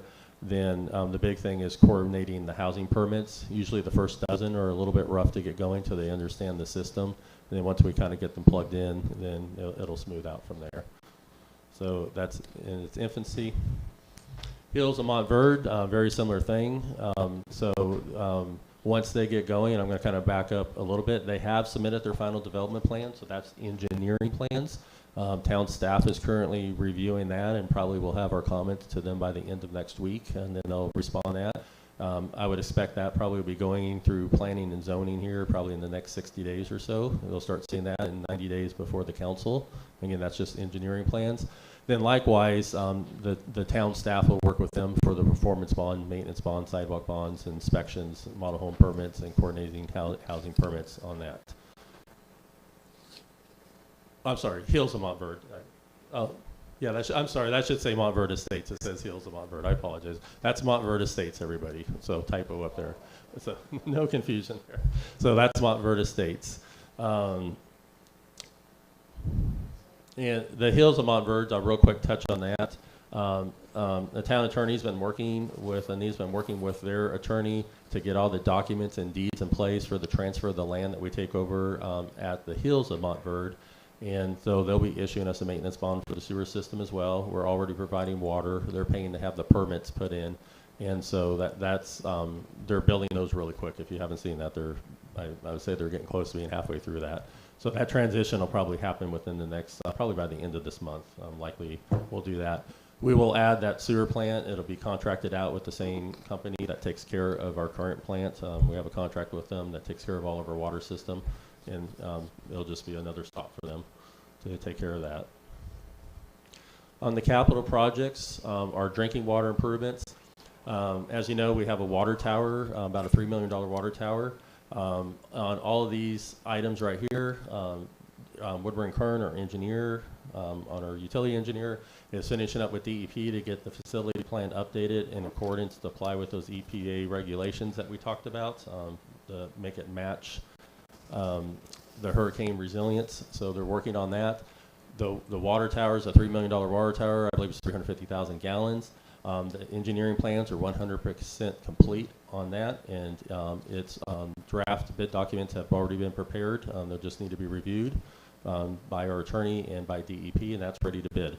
So we're just, again, waiting on that. The backup UFA well, 100% complete plans have been completed on that. Same thing, we're just waiting for the approval of the facility plan, and then we'll get the bid documents reviewed, and that would be ready to bid. The LFA well, this will be the well that's going to go by the butterfly garden where the new tank is. Those plans are probably about 45 to 60% at this point. So they're working on getting some approvals for the permits right now before they finish those plans out. I would expect those would be completed and in a bid form probably in the next 90 days. Can you explain the UFA and the LFA? Sure. So the UFA is the Upper Floridian Aquifer well, and so those are the current wells that we have in our system. So it's the top of the aquifer. You go down another limestone depth, and you're in the Lower Floridian Aquifer. And DEP has basically said the UFA is tapped out. They're not allowing any additional withdrawals from the withdrawals you basically have. So as you need additional water supplies, those are going to have to come from an alternative water supply. The Lower Floridian Aquifer, that lower aquifer is considered an alternative water supply in I guess St. John's, when I say DEP, in St. John's world right now. So we're looking to tap in that as a future supply and as a backup supply to a different aquifer. It will actually get its own CUP once that process is complete. The other issue going on there as we're doing that, the state is taking away the amount of water. We've gone from 150 gallons a home to they want us down to 125 gallons per home with a goal of 110 gallons per home. So there's a constant conservation of additional water, and Montverde's in a weird spot. Why we're so beautiful and the place that we have to live in. The disadvantage of that with all these larger half-acre lots and larger houses, they naturally use water. Where a place like Oakland has several hundred apartments, they count those each as a residence when they count that 110 gallon average per house or 115. So, but we're working with it to make sure our town has water for as long as it needs. Distribution improvements, so these are at 80% drawn up. So these are improvements to our water system that include some looping and include some extensions of line. So going down Ridgewood from the roundabout, we don't have any hydrants down that direction, and we'll do that. It puts a loop down Fosgate to hook from 455 up to the next subdivision. There's also a loop between Porter and 4th Street, a couple places where we have some pressure or some water problems that we can increase and get some flows increased. The backup generator, this is actually the backup generator that will feed the library system, which is also our offices that we work our water system out of. And it's also where, you know, we operate FEMA in emergencies, so that will get a new generator that will control the whole system. And the SCADA upgrades will come down the road. So the SCADA is the operating system for that, and this is only about at a 10% improvement right now. So that's kind of the last thing we do on the water system. The good news is this is something 5 years ago when I arrived and when the council hired me, it was one of the issues that they were staring down the barrel at the time. Why we're looking at $13 million improvement. 5 years ago, these improvements were $6 to $7 million. And the council there were no grants at the time, anything that was hefty. So we were looking at a smaller grant and possibly a $3 to $4 million loan, which would have drastically increased our water rates, especially because we just, you know, the residents, whatever it is, you would have to spread it out. With that said, the costs would have been high, and now we do have more residents. We can spread those costs out a little bit more. And with this 100% grant, we've gone from a massive increase to our water system to basically we've held water rates frozen for the last 3 years. So that is something really I commend the council on that, looking forward on that, our staff working hard, and our engineers on getting those grants to help the town with that. Again, our library, we have a couple different things going on there. I'm not sure why I got. Okay, I'm sorry. The backup generators, there are multiple generators in that. I'm sorry, there's 2 generators of the water system and the library system, and plus electronics and controls. Library generator on the library side, so we're still looking at the hooking up the library generator there, and we have some shelving that currently is being finished that's going on the back wall. This is stuff that just wasn't completed in the first round, but we still had it under contract. So he's actually started installing some of that today, so that's left on our library system. On our stormwater projects, and again, that's stormwater. It says water, but that's stormwater. On Porter, that $700,000 project, they started putting the gravel down on that today, so they're going to start getting that in. Next, I think Friday, they're going to start putting the curbs in on that, and you should see asphalt toward the end of the month on the Porter projects. So that one will be nearly wrapped up for your new manager comes on board. Irrigation controllers, we sent out an advertisement. If you have an old irrigation controller at your house, one that you can't control by your phone, that doesn't hook to the internet, we have them available at the library for free. All you have to do is take the picture of one on your wall, open it up, take a picture of the wires, bring the picture in, you'll sign a form saying you'll install it. If not, you'll pay for it. You install it, take another picture, bring it back, and the whole thing is free. So those are available. They're about $140 controllers, and you can run them off your iPhone, and it keeps track of the weather. If it shows it's going to rain, it pushes your watering system back so it doesn't water on a rainy day for you. So again, those are free to Montverde residents. So if you have an old controller, please come get those. That's, again, partially grant funded. The boat ramp is still kind of hypothetical. Sitting out there, I got $300,000. I did put in a $450,000 grant with Fish and Wildlife recently, last month, to see if we can get that, where we can maybe even extend the dock for the boat ramp. In addition, we'll have $100,000 coming in from Lake County from the road system, and we also are putting in a Lake County Water Authority $250,000 grant as well. For the fact, I think that's already been put on for $250,000 for Lake County Water Authority to get that boat ramp area finished. So if we end up getting all 3 of those, we can have up to about an $800,000 boat ramp, but at minimum, we'll at least replace what is there. Any questions so far? When are we going to start that? If we get all these grants, it'll be probably a spring to summer project of next Do we year. have to wait, though, to get all the grants? Why can't we start it? We got 300. We'll know if we get all of the grants probably by summertime. All right. And we have to get the final plat from the Osgood development first because they're donating some of that land, so we have to get them the final plat first through the project. So street and sidewalks improvements, 455 crosswalks. We do have a $350,000 grant that we received from FDOT on that. So that's to improve the crosswalks in front of the academy and some of the sidewalk connections there to make them safer. 455 improvements. We were able to get a federal appropriation and that is $1.5 million. And so we're working, and that actually is in a joint grant that we worked with Lake County, or appropriation, I should say, that we worked with Lake County. So we're coordinating with them to look and see what those improvements would be. Ideally, what we're trying to do, the biggest concern we've always heard is traffic during the school time. The county is interested in possibly putting in impact fees, as we discussed, to help improve that traffic situation in the morning and afternoon. So such things as turn lanes would be a good use of those funds, and maybe in a roundabout in downtown could be funded through this process. So Mr. Parks will be part of that conversation going forward and helping us with that, along with Ms. Parker and her team up there. Broad Street, Temple Street, 8th Street, 9th Street. We have $1.5 million to be given by the developers to improve those roads.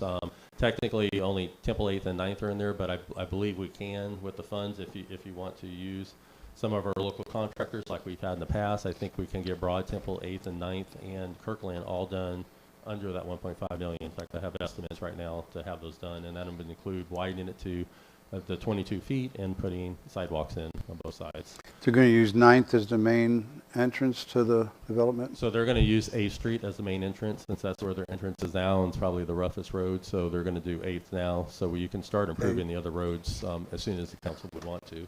So no trucks will run down 9th and Temple during construction? No. There probably at some point will be a few down Temple once they get that open, but the majority, I would say 90% of it's going to run down 8th. The main construction traffic will. We want to do those roads while we're waiting for that? That's a good question. Up to council something to ponder. Yeah. Well, explain it to them a little better, because I'm not sure if they understand it. Go ahead, you explain it. I can explain it, but. Yeah, so when we did the development with the Osgood, there was obviously huge safety concerns because of the width of the roads and safety with people walking in the roads. Through the PUD process, the developers agreed to contribute $1.5 million to the town in 3 different installments to do improvements on 8th, 9th, and Temple Street. Mostly for safety. Most for safety, that's correct. So within that thought, we would widen the roads. They're currently running about 18 to 19 foot, so we would get them to the 22 to 24 foot width, and also install a sidewalk on one side so people would have a place to walk, because we're going to have obviously more people in the area that we're going to walk to the park and things. So that money is designated to fund those roads. Depending on how you do it, it's possible we can also get a few other roads done in the area, which I mentioned would be Broad, and Kirkland is in addition to those. But as far as what we do right now with the money we have 500.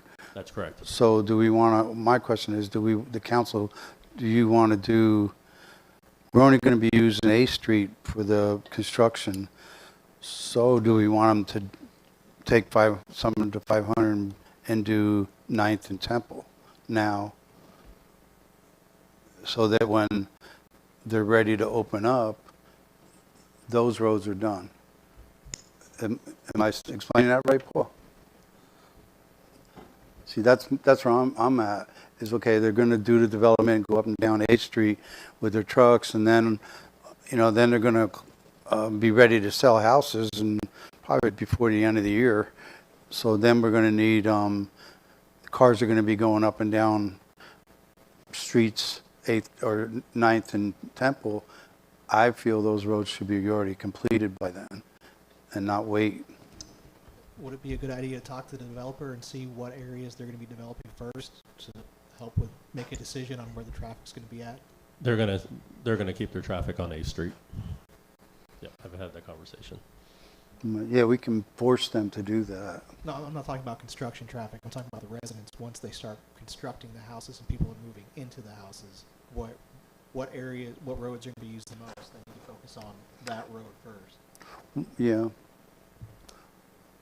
Yeah, I mean, with the first round, and again, you're going to have another 500,000 probably within 2 months, so you're going to have $1 million. So, I mean, in theory, you're going to be able to do all 3 of them. Yeah, we got the money. It depends on how you decide to bid them and put them out. So, we got the money to do 2 of the roads right now. 500 would do 2 of the roads. Wouldn't 500 do 2 of the roads?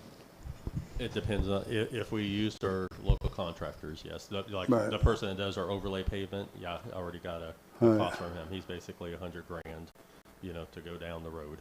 So you figure by the time we got them rolling, it'd be, I don't know, September, and they could finish them by November and be ready to go when those guys are ready to sell houses. And then they'll tell the trucks to keep going up and down 8th Street. Is that your plan? Would that be your plan if you were the city manager? Still here? Yeah, I mean, I think you want to keep them confined to one street because you don't want trucks going down a repaved street, or it would be harder to control if they're going down multiple streets. So limit the construction traffic to 8th Street, and 8th Street would be the last to be resurfaced. Correct. Right, and what I'm putting on the table is, do we do Temple and 9th starting now so that they're finished, so that the people who are going to be driving there to buy houses will go up and down Temple and 9th.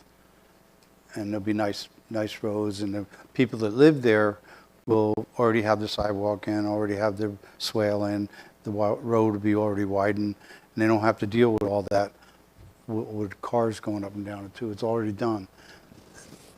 I mean, are you guys okay with that? That's kind of where I'm at. Come on up, Aaron. You live on it, don't you? Aaron lives on 9th. And what do you think of that idea? Being that I live on 9th, I'd be absolutely for getting 9th done now, having it done and ready, keeping the traffic on 8th like it's already planned, and just getting it done and out of the way. Because that way I know, like myself, I'm going to need to redo my front yard, redesign my landscape, all of that. I can't do that until I know where, how much of that eastman's being taken, right? Right. I support it. Okay, but that's one homeowner that would like to do that this way. If you guys are okay with it, what do you think, Brian? I agree with doing it. I'm on Broad Street, and I had an idea recently. I don't know if they would consider this, but if they could make Broad Street one way going north and Temple one way going south, that way there wouldn't be quite as much traffic, and possibly 8th and 9th, they might have them set up that way also, because you're going to have a lot of traffic.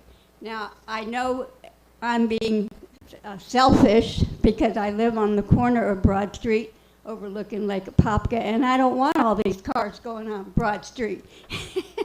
But I guarantee you, if I lived in that development and I came out on Temple, I'm going to make a left-hand turn and go down Broad Street.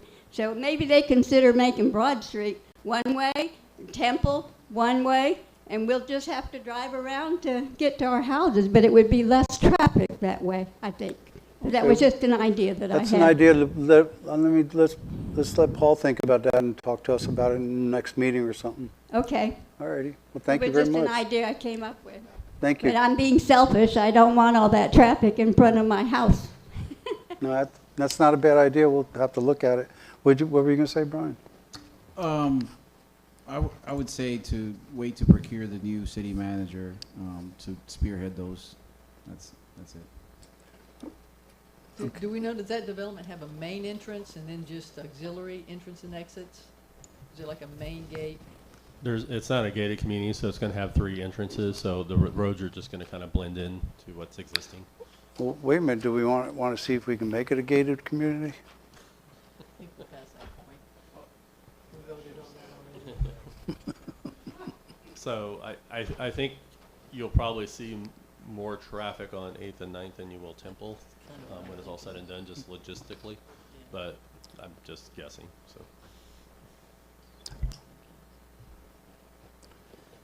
Well, why don't you guys go home, think about it more, and I don't want to rush you in that decision. It's not like it's going to start tomorrow.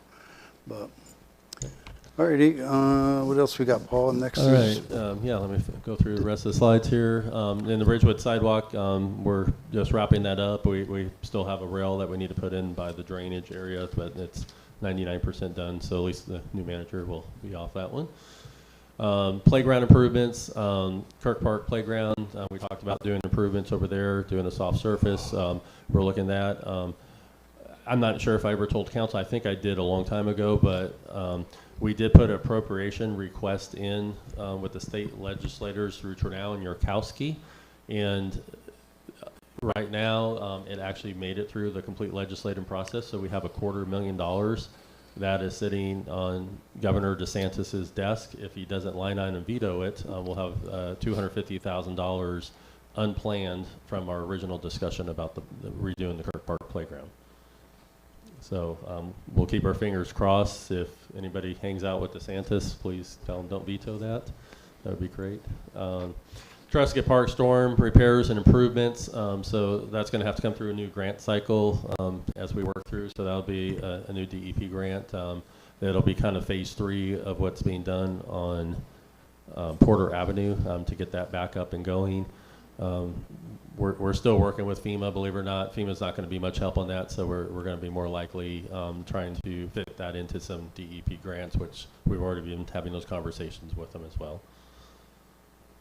Public buildings, just this is stuff on the horizon. This is nothing you necessarily have to do right now. Most of the stuff I just did is stuff that has started that the next administration coming in and future council will be dealing with. These are just kind of things on your guys' horizon. You talked about redoing the community building. I just threw a budget number in there. It could be a lot less, it could be a lot more because we never decided what council would like to do with that. Then the fire station rehab, if you want to rehab that building into some type of space to be a part of the library or community building or whatever you want it to be in the future, you'll have that hanging out there as well. Looking at some town projects and some things that we've been working on that have started that need probably some updating is the town council handbook. We've discussed that here, trying to get that updated for future councils. There are some minor changes in the employee handbook that just need to be brought forward. Nothing major, just a couple changes to bring things up to date. Our events are still coming up, Montverde, our Christmas programs and concerts that the council needs to be aware of, and incoming management needs to keep their eye on because they're really time consuming. Pretty well the town shuts down for at least a month and a half to prepare for Montverde. It's a really hard month, a lot of overtime for staff to get those, and even a couple of weeks to get the Christmas program. Budgeting, just keep in mind, the 2027 budget through this process of transition, it should be close to being done. Just depends on when it all transitions. You have to, right now the schedule is to have the budget done at the very last week of September with the dates that we have available. Next year we're going to be dealing with the homestead exemption. We're going to talk about that a little bit more. Then we have the new law requiring an possible public hearing for the budget that hasn't been signed by the governor, but if that's the case, we have to have 3 hearings to pass our budget. And the building permit fees, Anita's already brought you up to date on that.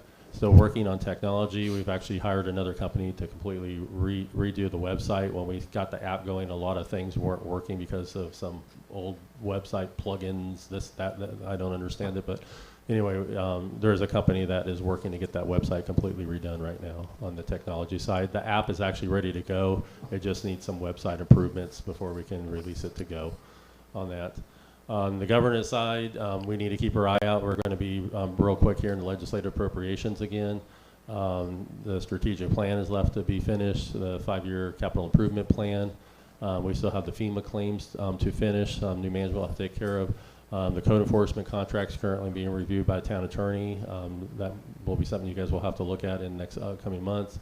And we have several insurance claims out there as well that we will be working through for various things.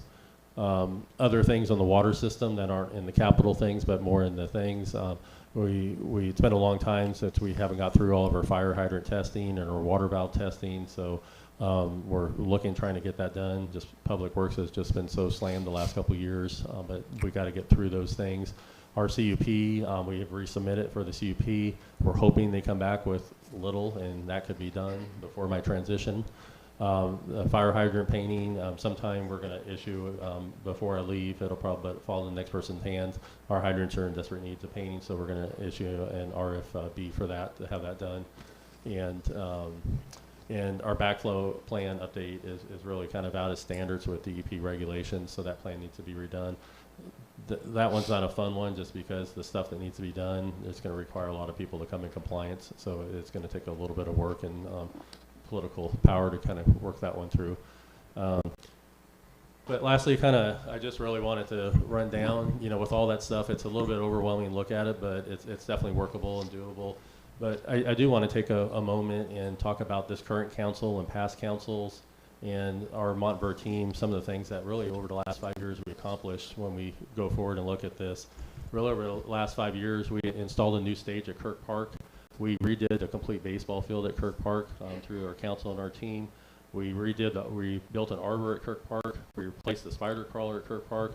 We resurfaced paved portions of Lakeside, Porter, 3rd, Franklin, Palmview, Burke, Strahan, Neal Drive, and we really never had a paving program. So this is the first time a lot of these roads have been probably touched in 20 years.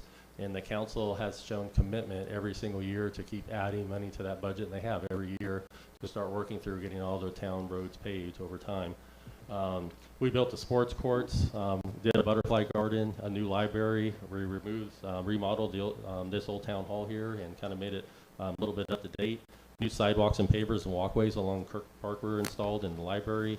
We installed lighting on the trails, new sidewalks on Ridgewood and Fosgate. New groundwater storage and water pumps. This is at the Butterfly Garden. That equated to about $1.5 million worth of improvements that cost our residents absolutely nothing, just through negotiation with developers that are not in the town limits. We've done our first ever in the last 5 years working with our attorney and our council and our town hall team. The town put its first ever purchasing policy together, strategic plan together, its first ever CIP for capital improvement plan. We completed a water facility plan, a stormwater facility plan, a resilient needs assessment plan that allows us for future grants. We reassigned staff to different areas, gave them new responsibility, and have nearly cross-trained every single staff for a position where there's 2 people for every position. Enhanced our Christmas and Easter programs, kept the Montverde tradition and concerts going. We received millions of dollars in grants, increased the overall cash balances by $4 million in the last 5 years. Increased our water reserves from a negative 70,000 to 1.9 million today. Never raised taxes. The lowest mills and near the lowest mills in the state of Florida at 2.83 mills. And I just want to say our town is in a great place, both physically and financially. We should be proud of our small town, our values, our low taxes, and our great people who make up Montverde. I just want to say it's been a pleasure serving and working with each and every one of you. Thank you. That's a great thing for Montverde.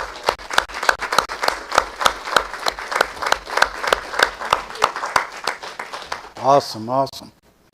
Thank you, Paul. All righty, I guess we're on to town manager search. If you wanted to update us, Anita. Oh, one more there. Oh. Sorry. The property tax reform. Oh, yeah. And no one could read that. So, two things, and I'll have Anita advise. Now that's officially on the ballot, we got to be careful about what we say. And I'll maybe have Anita give a couple words before we end this conversation. Montverde's in a very good financial spot because we have our low mills. When you take a percentage cut, which we're looking somewhere with the property tax reform, about a 30 to 35% deduction ad valorem taxes. We have better cash reserves than we ever had. We have some time to kind of get through this. Our low mills reduces the amount of cuts. With that said, it's going to hurt a little bit. We're probably looking at about $250,000, maybe a little bit more of deductions. The other thing we have going for us with the houses and the new houses and development coming in, that's going to start offsetting that pretty quickly. So we're probably going to have a few years of a little bit of tightening up as a town, but we also have a lot of things going for us. The value of the homes being built are in the $750,000 range, so they're still going to pay property taxes that are going to support local government services. So why I know it's sometimes it's overwhelming looking at it. I think our town, looking at some of the other towns where some towns our size have 7.83 mills. That's a lot bigger cut. That's a $750,000 cut, not a $250,000 cut in taxes. So I think things will work through for the town. I'm very optimistic about it. We have some areas that some decisions will have to be made. Everything can't stay the same. Let's just be real. You're going to have to move some things around. You're going to have to decide what programs are the most important to the town. And you may have to decide to cover some things with some reserves for a little while, which we're in a spot that we can do as a town.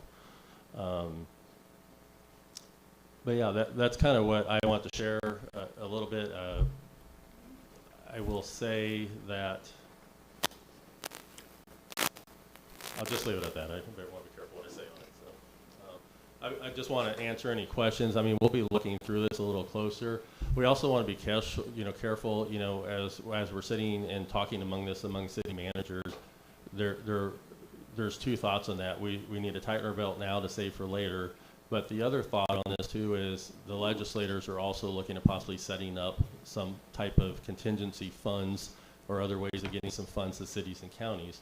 So if we tighten up this year and they're going to look at our budget next year, that could limit the amount of money we may get in the future from the state. So most of the managers, I'd say most of them are saying we should move on with our budget as normal, let the citizens decide what they want to do with the property taxes, which is my opinion, let the citizens speak, and we follow suit after they tell us what they want to do. Then we'll have factual information in front of us, and you can make some decisions for the 28 budget. And also, I think there's going to be a lot of pressure for the first few years on the legislators to say, you're going to have to help these small rural towns out and small counties out. One thing to keep in mind why we can survive, what's going to really hurt us, the county's in probably a worse spot than we will be. They're looking at probably, I don't know what, 20 to 40 million, somewhere in there, Sean, would that be fair to say? 45 the first year. 45 the first year, then more the next. So they're required by statute to pay all the constitutional officers basically what they want, and the sheriff's not really going to get any cuts, I wouldn't think, out of it. So they're going to have a big gap. So how does that affect Montverde? There's really two areas it does really affect Montverde. The first will be the library services. We get about a $40,000 a year payment for the county because we take care of the county library, but they also do a lot of the back end. They do the courier services. They do the online Libby stuff. They do all the IT on the background and all that. So that all would now be a new something that all the cities are going to have to work together, because I assume the county's not going to be able to continue library services. I don't know that, but I would assume that. Other ways the county helps us out from, doing potholes, road improvements. So we're going to have to keep an eye. We don't know what the county will end up cutting, but we will have to keep an eye on that as a city, because it probably will have some impact on us unless the legislators come up with some other funding mechanisms. So I just want to throw that out, and my thought is, let's let our resident citizens speak, let our community speak, then we could make some decisions in the future. Is kind of what might be recommendation, but obviously, if you want me to start making some adjustments on this budget, we can also do that too. All righty. Want to add anything? Yes. For the residents looking at the screen, what this boils down to is that we're going to lose 33.6% of our essentially property tax money that we get. Paul, by any chance, do you happen to know how much we got from the for property tax, like in the last year? Yeah, it was upper sevens, and I think we're going to be about 840 this year. But somewhere between 840 to 860 is what we'll be at this year. When I just got them in last week, so I want to say 850 for a rounded number. Okay, so we're going to essentially lose a third of that once the second year kicks in. That's correct. I think that we should stress test our reserves, our budget. I think we should go into it, preparing for the worst, hope for the best, prepare for the worst. Because at the end of the day, it is going to impact us. Just in the last meeting or two, we committed to spending I think it was like 60 something grand between the recruitment company. We're looking at a raise today for legal services. There's also the increase for the solid waste. So costs are going to keep going up, and we're losing money. So, I just wanted to voice that to council, is that I think we should take this, extremely seriously. I've seen a lot of municipalities put their stuff out already, and they're crunching the numbers. They're letting the citizens know that obviously they're, looking at it. So I think we should absolutely be proactive on it. I think that's it for that part. All righty, thank you very much. I guess let's move on to the town manager search update. If you want to do that, Anita. Sure. I think it was late last night, Mr. Basinger's office had emailed the council members a few documents. One was the updated 2026 brochure, a project schedule, the salary range that they're recommending, as well as they did some analysis of what city managers or town managers of your size, and so that's how they arrived at their recommended salary range. And they are looking for council consensus tonight to move forward with that brochure with any changes that you may want to make. Councilmember Rubio did email some recommended changes to the firm, and so those were good. If you have any, we could also make those changes. The salary range being proposed for advertising purposes is $120,000 to $160,000, depending on experience. And then the project schedule that they are proposing would have council making a choice at the end of August. That would give us a couple of weeks to negotiate any contract and hopefully bring that to you in September at your normal regular meeting. If it is a currently employed manager, they would typically give 30 days notice, which would put you not receiving your new town manager until sometime in October at the earliest. So we are going to have somewhat of a lag time between the date that Paul has indicated he would be leaving and the date your new town manager would start. So I had asked if there was a way to tighten up the schedule. They do not recommend it. They said this is the shortest schedule that they would recommend. I think it's over a 90-day period, and there's reasons for that to make it a search that's going to attract people that you want to attract, to give them sufficient time to do background checks and present those to you. So they recommended that you talk with Paul about extending, whether he would be willing to extend his time till the new town manager begins, or talk about an interim city manager should that need arise. So I don't know if you've had an opportunity to review the email and the documents, but he wanted me to report back to him tomorrow whether or not there was consensus to move forward with those documents. Well, I personally didn't get a chance to go through it yet, so I could do it in the morning and email you. But I'm sure he knows what he's doing. I just got to look at it. I glanced at it, but I was going through the packet at the same time, so. I give us a 24 till tomorrow morning. I mean, it's the same thing. Are you able to give, because this will be the only time that you're together, so I want to make sure, can you at least make a decision on the salary range while y'all are here to be able to talk about it, or do we need to schedule a meeting next week for us to come back together after you've had a chance to look at it and give direction? I'm ready to go, so I reviewed everything extensively today. I made my edits, submitted them. I looked at the salary. I did do my own salary, essentially study on my own, and the numbers match up. We just have to, again, keep in mind the additional benefits that the town manager is going to get in addition to the salary. So I think, those items we just have to keep in the back of our mind. But I'm okay with, obviously, the brochure, send my edits. I'm okay with the range for the salary. I also think that we should have a contingency plan if we don't get anyone by August, because we don't know if we are going to get, or even if we get any candidates, they might not be what we're looking for. So I think we should also start looking at that contingency plan of either getting an interim manager. I'm sure Paul is not going to want to stay. If he resigns, it's because he needs to go or wants to go. So I think we should explore the interim. Ask Paul how he feels about that. I'd ask him in 3 or 4 weeks after he's been off 3 or 4 weeks. I don't think now's a good time to ask him. So in short, my answer is I'm okay with everything they sent over. So. Okay, thank you. So you're going to be tomorrow? Yeah. Okay. Tomorrow, but at this point, the only thing that I would add is just to the low end of the salary, if we could drop that closer to, say, 110, just on the low end. Sorry, based on what? Just curious. Just because in personal experience, I prefer to start a little lower and move up a little higher than to start higher and go higher. Okay. I kind of go with Brian on it. I think there's pay salaries are 120. I was good with the salary.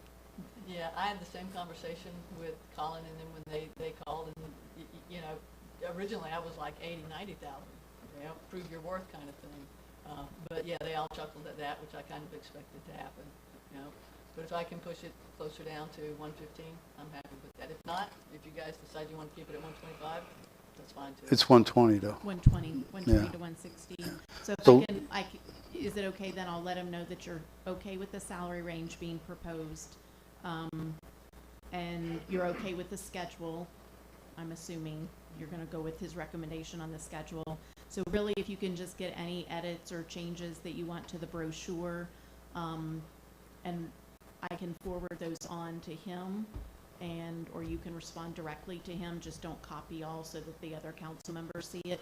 But then once he makes those changes, we can send a red line out for everybody to see what got changed. There was nothing substantive that Councilmember Rubio, it was just wordsmithing and things like that, which were good changes. So, yeah, if you could get those to us by tomorrow, that would be great. And because they do plan on putting it out there, I think by the end of this week was what the schedule said. I'm not mistaken.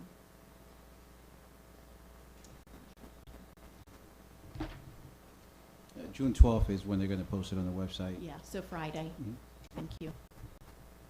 All Good. right, so I'm good there. Thank you so much for your help. Mayor, may I add one more thing? I just want to be clear, as you guys each send your edit, are you going to be okay with Colin just combining all your edits together in the document and saying this is it, or you guys want to meet one more time and look at everybody's edit and get a final document? I just want to make sure something doesn't get sent out you guys aren't happy with. Well, he's going to get it tomorrow and then give it to us to look at before he sends it out. We can send you a red line for you to look at to see Yeah. what those changes were. Yeah, but he can put a deadline on it. Right. Have it to me It'll by. have to be quick if you're going to Yeah. keep with the schedule of posting the job opportunity on Friday. Okay. So it's today, Tuesday. He gets it tomorrow, gives it back to us Thursday, and we give it back to him Friday morning.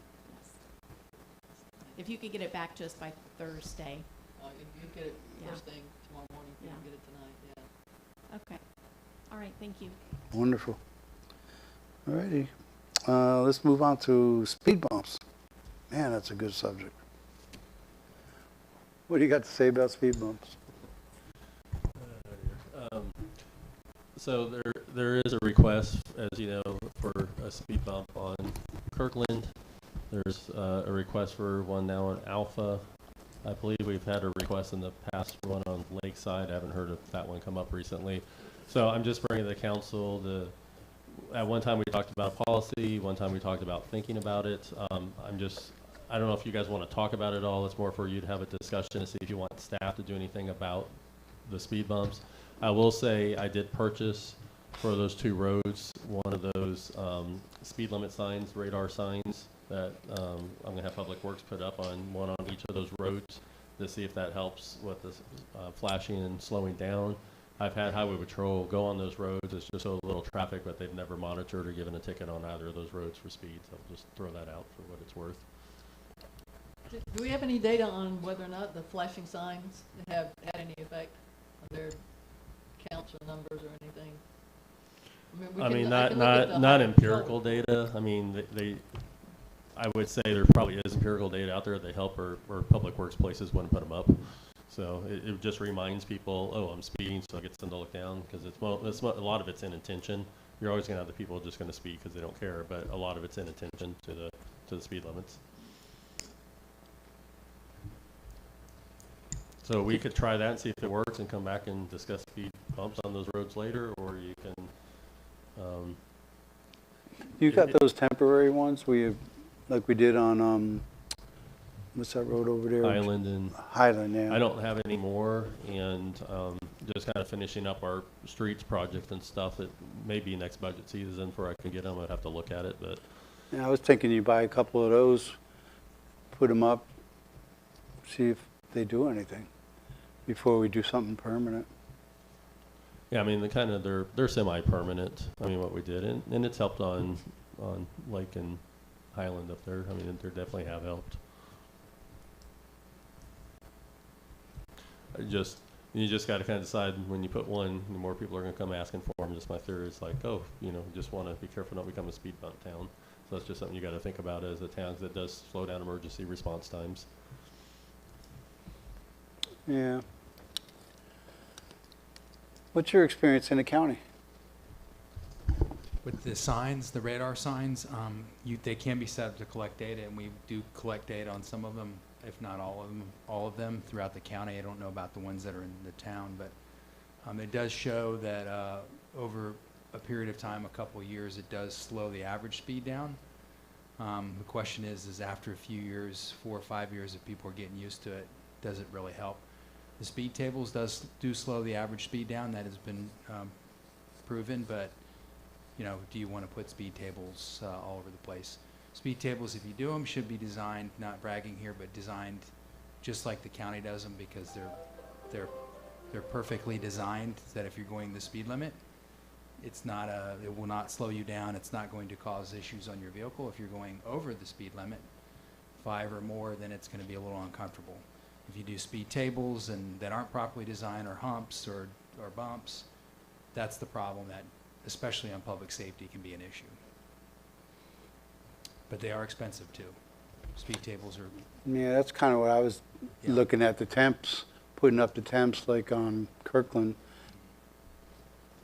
See what happens, and then if we like it, or the residents like it or don't like it, we'll know, but then we can spend the money to put a table in. But those just bolt down, the ones we put over there in Temple, remember? We still have those? Those are the ones that are on Highland and Lake right now. So they take about a day for Public Works to put them in. You got to drill the holes down before you beat them. Yeah, we moved them 2 or 3 times, I remember. Didn't we? We had them on Temple. Now I think that's the only place we've used them. Yeah, no, when you first got here, I think we had them on No, that's right. It was before you were here. We had them on Kirkland by Ruth Ryan's house. We had them there. And then we moved them over when they closed up for the roundabout. We moved them over to Highland. And but that was all temporary too. I don't know. What do you think, guys? I think the temporary thing doesn't sound like a bad idea. Just put them in for a little while, maybe cut back on the people that are cutting through there to go from Ridgewood to Fosgate. And maybe the people that are doing it will stop doing it, and you can pull them out because they just think they're there. You move them somewhere else in town. Yeah, I mean, just to be clear, they're not really temporary. They're bolted into the ground, and I mean, it does take a day to put them in. But what we're putting in is speed humps, so they're designed for 15 miles an hour. Anything over 15, you're going to get into the tables, and that's when those get really, really expensive. What's the speed limit on Alpha? Probably 25.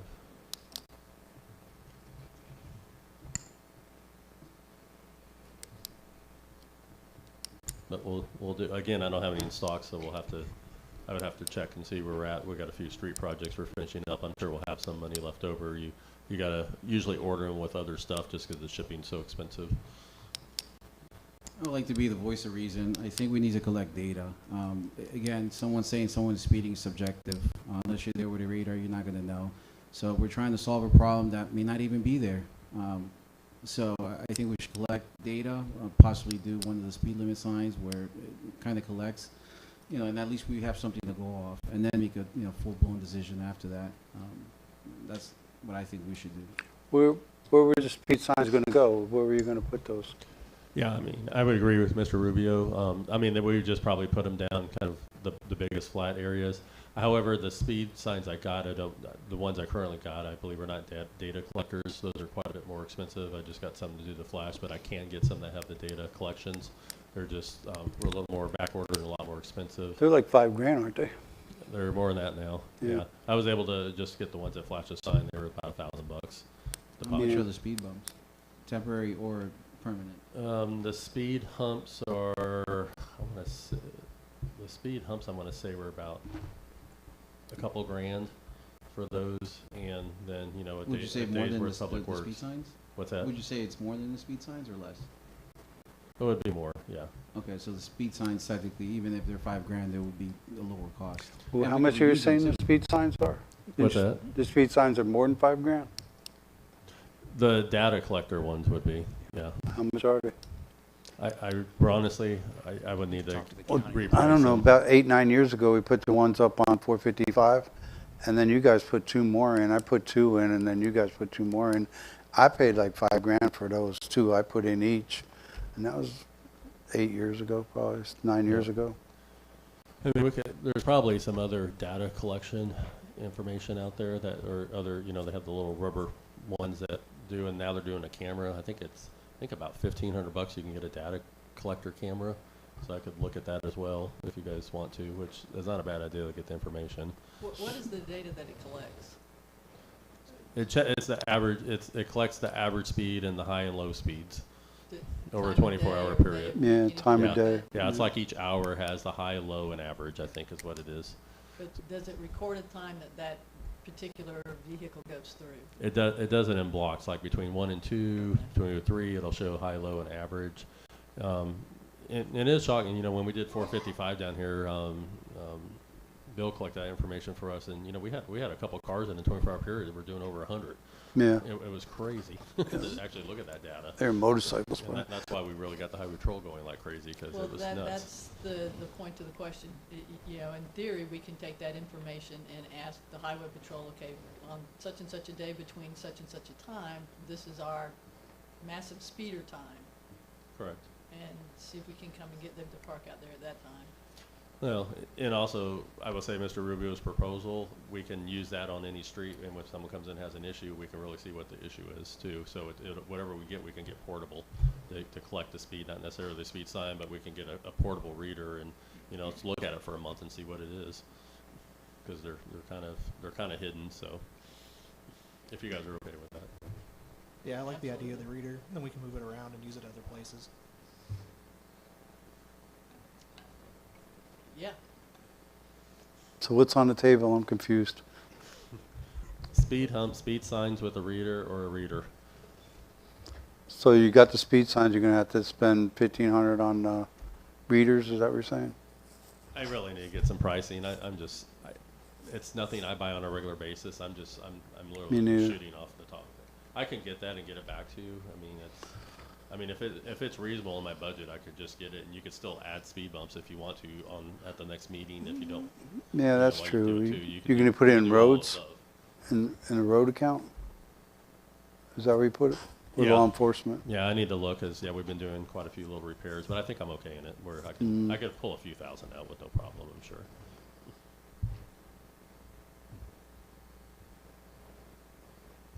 I say get the prices, get the cost. Well, he's saying that he has the money. We have the money. Well, he has the money if it's under a certain amount, yes? Yeah. So let me throw this out. How about if I could go ahead and purchase a reader to do that, and I'll get prices for you for permanent signs that have radars on them that collect and do that, prices for speed humps and prices for speed tables. Then we could start collecting the data while I'm getting all that information, because I could get a data reader in the next week or two. Then at least we can start the process so they know we're doing something on it. Then I'll have some real numbers for you guys at the next meeting of cost. Would that be okay? Well, I guess I'm backing up going, why are we talking about this in the first place? Because people keep complaining about it. Residents are coming with a concern about speeding. And yeah, and that's the question. Yeah, I mean, how much is it? Are we talking 2 cars, 10 cars, 20? I don't know. You know, I haven't witnessed too much of that on either of those roads, but I don't go down them a whole lot.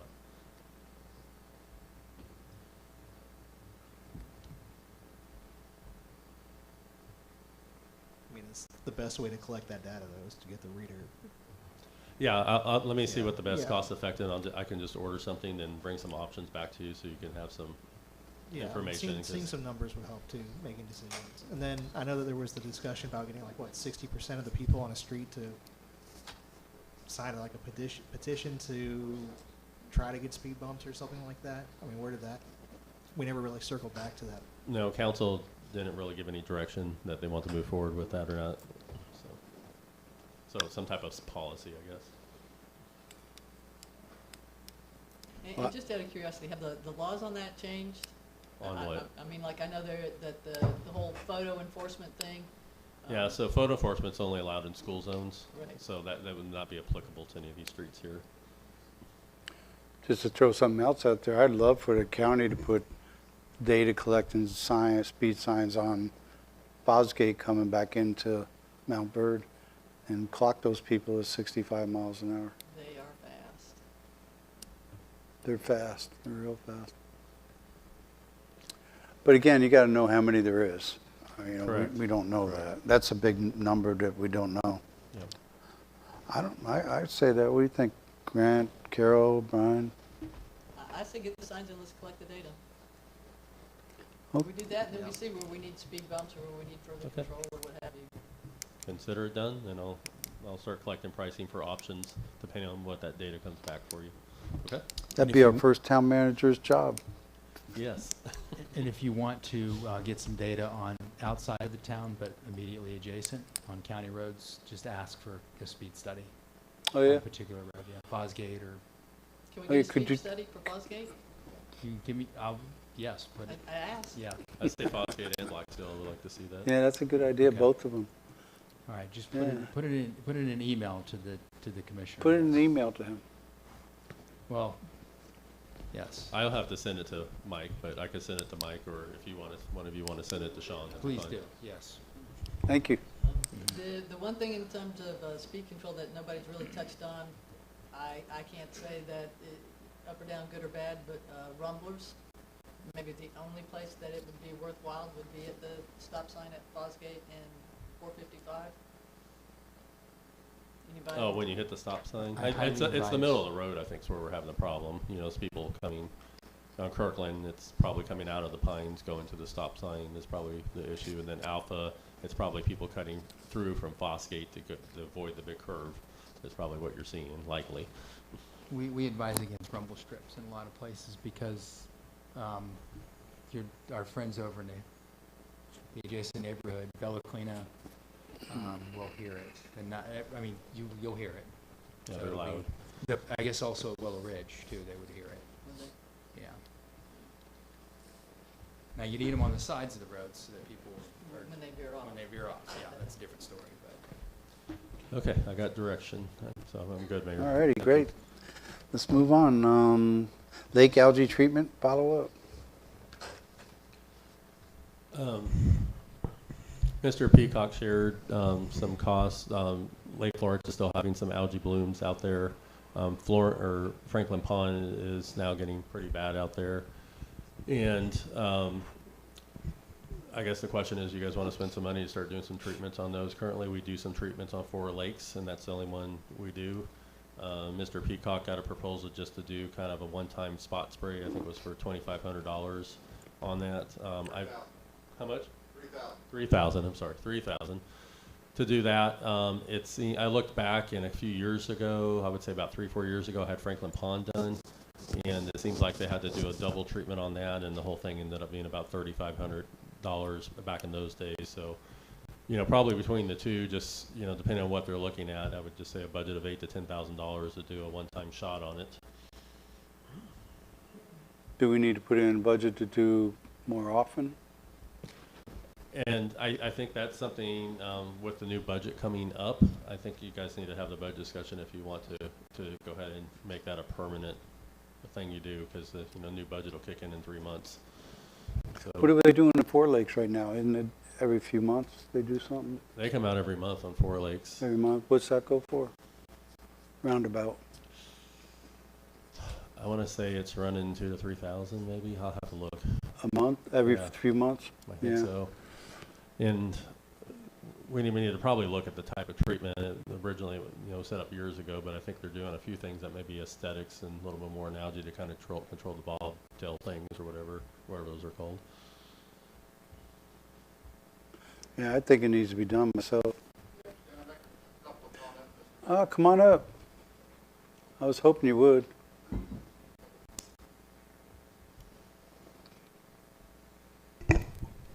One question though, real quick.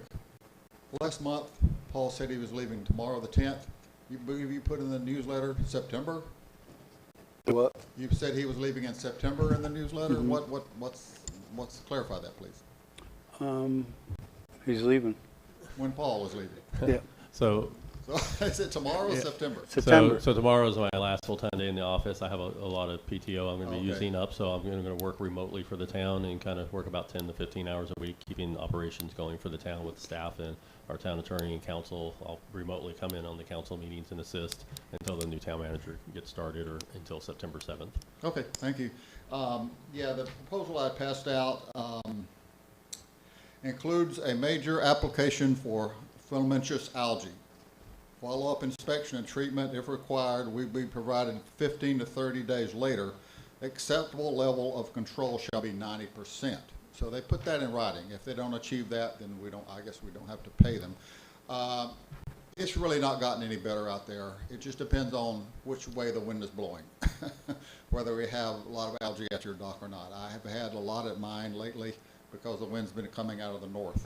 But I can sit in my house and see these big blobs of green suspended algae float across the lake. So I really don't think it's improved. And I would urge you to approve this, please. Any questions for me on that? What's causing the algae bloom? Pardon? What's causing the algae bloom? Well, the best we can determine from what people tell me is the storms we had last October, the ones that washed out the roads in Mount Dora, dumped, I don't know, 5 plus 6 inches of rain here in like a very short period of time and just washed a tremendous amount of nutrients into the lake from surrounding the mainly probably fertilizer, road runoff, various things like that, and just kind of overwhelmed it. I've been on the lake 30 years. I have never seen that suspended algae before. I was told it's probably already there, but the conditions came right for it to bloom. You know, that's what some of the experts tell me. So this isn't looking like a permanent, something we need to do maintenance on. It's just a one-time treatment. And This is, yes. Hopefully it will take care of it. This is the one-time treatment again. They saying 90% control, and if another treatment is required. I haven't been kept up before. Have they done a good job on 4 Lakes? The company? Okay. So they're a known entity, and they're always already under contract with the town. How long have they been doing 4 Lakes? A long time. Before I started. Yeah, we've had them 10 years now.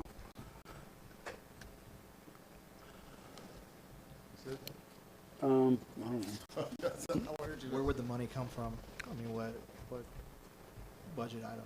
Yeah, give me a second to look in while you guys talk. I'll tell you exactly. So we're talking what you said. How much did you just say? How much did you say 4 Lakes? A few $1,000s every few months? $1,000 a month. Give me a second. Okay. Yeah, we're just talking one-time treatment here, and the blooms did start after that storm we had. But we're also talking Franklin Pond too, so Oh, so I'll probably rebid it to have them come do them all. Okay. So we should be able to negotiate a volume purchase because we're doing multiple areas. They're already coming to town, right? Yeah, everybody wants to raise the price for gas, but they're already out here, so we're okay. Come out here and do 3 areas instead of 1.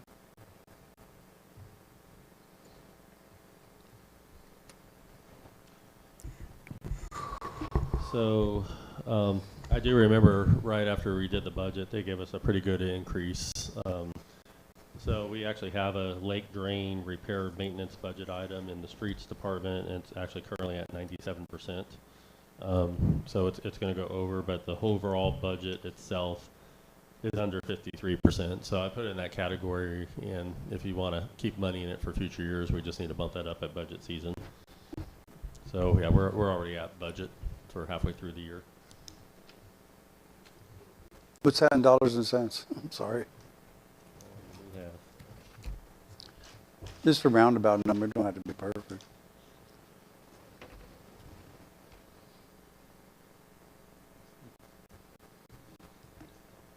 We have $9,200 budgeted, so it's costing us $18,000 a year to do 4 Lakes right now.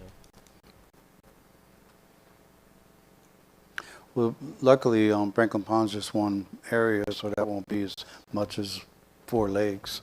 Correct. Because they gotta go 4 places. So that should cost us, a third of that, say. So Four Lakes is all connected underground, Right. so there's a good chance they can treat one pond and they all get treated. Yeah. Well, see, when they treat the ground around it too. It's not just the water. So let's say a third of 18 was $6,000. So we estimated 6,000 on Franklin Pond. That would add, say, $6,000 to $8,000 for Franklin Pond. I would say. Am I wrong? The way I'm thinking. Yeah, I mean, I'll just have to get a estimate for them to do it. So, I mean, we can do the one-time treatment if you want to, and I'm okay without doing any budget amendment. Have enough in the road and streets, and then we can get a proposal just to have them keep them as needed, or maybe check them every other month or something like that, so we can come up with some options. Well, if everybody's all right that we have the money and we don't have to do an amendment, we just let Paul manage it the way he thinks to be managed at this time, and hopefully it clears up. What do you guys think? My quick answer is no. We have other priorities. We're sitting here weighing out what we're going to spend on the speed signs that capture data, and we're about to throw $3,000 to a pond. We also have the whole property tax thing coming up. So I think if we're going to do it, add it to the budget or increase the budget for that line item and push it to next year. I think we have bigger fish to deal with. Well, it's not dealing with the problem we have, though. The problem, Four Lakes, Franklin Pond is pretty well loaded with algae right now that I saw. And then we got Mr. Peacock keeps bringing back the algae that the Lake Florence has. I think we should go ahead with the treatment and, moving forward. We have the funds to do it moving forward as we do begin to look at the loss of revenue. And we can go through line item one by one and begin to eliminate the things better. And once we do have a better understanding of what we stand to lose if the property tax does go through, then we can go through and just start crossing out one by one. If we have money for this fiscal year to do it, we can make that change next fiscal year. And remember now, the tax exempt isn't going to affect the income we get for roads next year. Then it changes. It goes a whole year from now. So the end October, October 1st will be the first part of the taxes. Am I right, Anita? Will be the first part of the money changing. That's next October. It's over a year. Assessments for 27. Right. So it's a year and whatever, 4 months, 5 months from now. So we're pretty solid at the moment. No problem. Come on up.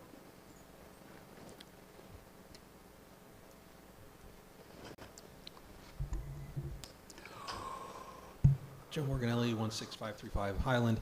I guess to echo what Brian's sort of saying, like you guys approved last meeting $50,000 to investigate me.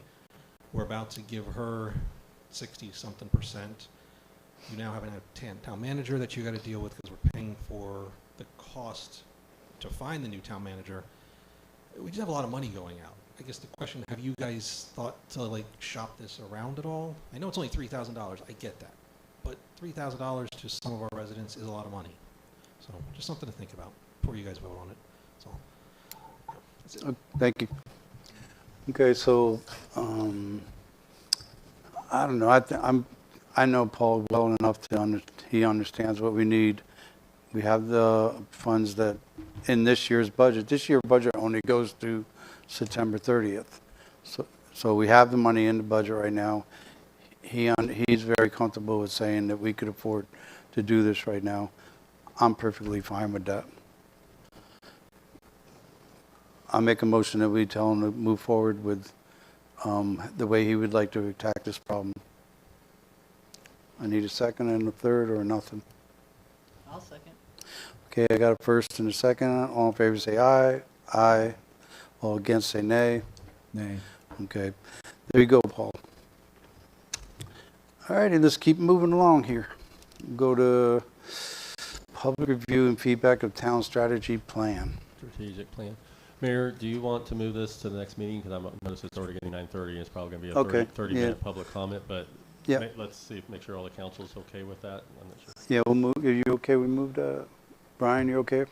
What was that? We moved this next topic to the next meeting, the strategic plan. So we don't spend 11 o'clock here I know, tonight. but I think some residents might have came here to possibly talk, I don't know if they are, but Okay, I say Um, deal with what's on the agenda now. okay, what would you like to do? If we can pitch it to next month, I say pitch it. Okay, well, I'm okay with moving it to next month, so, What else do we have going on next month? I mean, is it gonna be pretty busy, or can we squeeze that in there, not be an issue, or? I don't wanna just keep postponing things either. Yeah, I think you're going to end up with a couple special meetings in August, and you got 5 in September, so we can push them. You're going to have a lot of meetings in order to get some of the stuff caught up on. So completely up to you. I mean, I'm willing to stay till whenever. So our staff is ready if you want to proceed. so what's this month, the rest of the month? No more. We have a second meeting. Oh yeah. So at the end of the month, we're going to have a special meeting to do the building permit thing. So that might be a good one to do it on. We have what? For the building permit fees, you're going to have a special meeting for that. And that was for what the Sanchez is doing, right? Yeah. Okay. And then do you also have another one this month for Colin? No, we have 2 special meetings for the building permit. Oh, have to well, adopt we by got 2. ordinance. So yeah, so we'll definitely have some time. You have to do 2 meetings for the permit one? Okay, so we'll have 2 more meetings to do this subject. Are you okay with that? Yeah. Okay, you're okay with it? And, okay, well, we're gonna move this, Brian, to the next meeting. All right, let's move on to the future sidewalks and extensions, and we have Greg and Jim Peacock here to talk about this topic.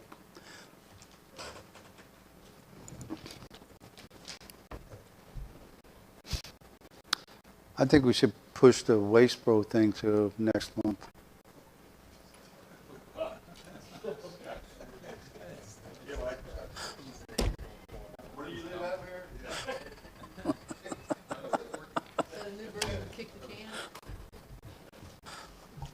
Was that a yes?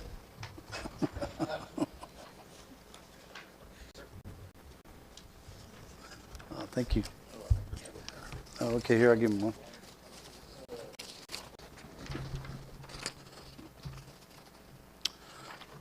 Did I see you collecting these signatures today? Pardon? Did I see you collecting these signatures today?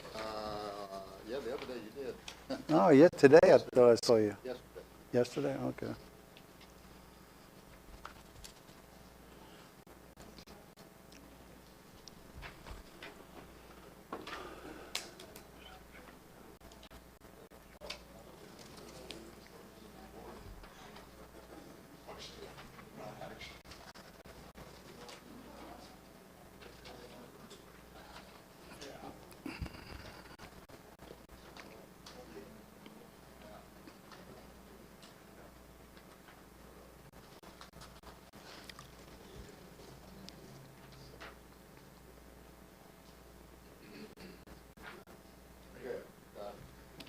All right, Mayor Joe and Council.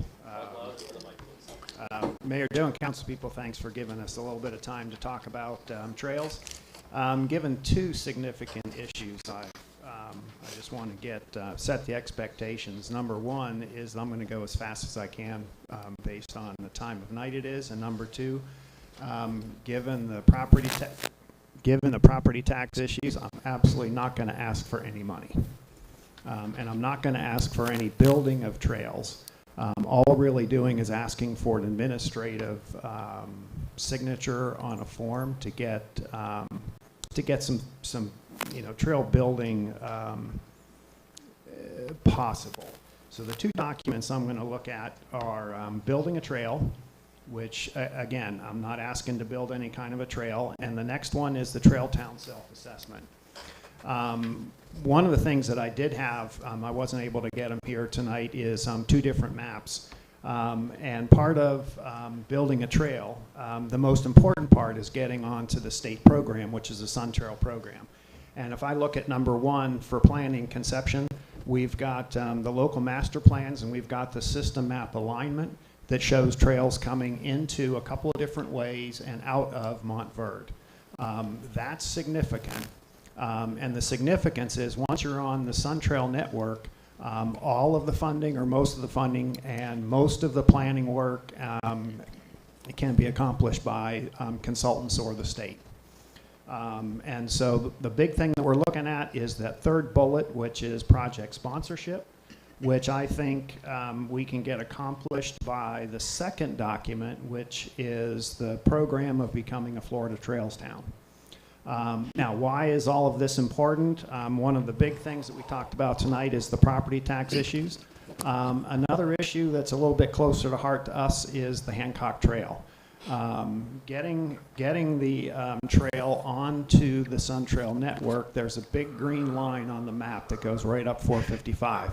That line is plus or minus 5 miles. The fact that the Hancock Trail is out there, if Montverde stays passive without saying we want a trail or we want to even conceive of a trail sometime in the future, if there's not this formal acceptance of being within the program, then all of a sudden that Hancock Trail could assume that green line. And once that is assumed and named, then all of a sudden Montverde has zero chance of getting funding for another trail. And I got to tell you that those trails are wicked expensive. It took 30 years to build the Lake Apopka Loop Trail, and it's going to end up taking 15 years to build the Coast to Coast Trail. So all I'm doing is trying to get us set up so that we can be ready whenever we can to ask the state for money and ask the state for some funding. On that building a trail, one of the things, you never really know whether you're going to do 2 or 3 first. But if you look at number 4, it talks about the Sun Trail program and it talks about alternative funding. Even the planning of the best route coming in or coming out of the town can actually be accomplished by a grant from FERDAP or DEP. So this is really just getting on a list, getting in line to get funding, and taking an administrative process, which is really a signature on this Trail Town assessment. One of the things that Jim did is over the last couple of days, he ran through the town and he got, 15? You want to just talk a little bit? Yeah, I talked to most of the business owners in town, and they were all positive for it and signed. If you see this form, they're supporting our efforts to become a designated Florida Trail town.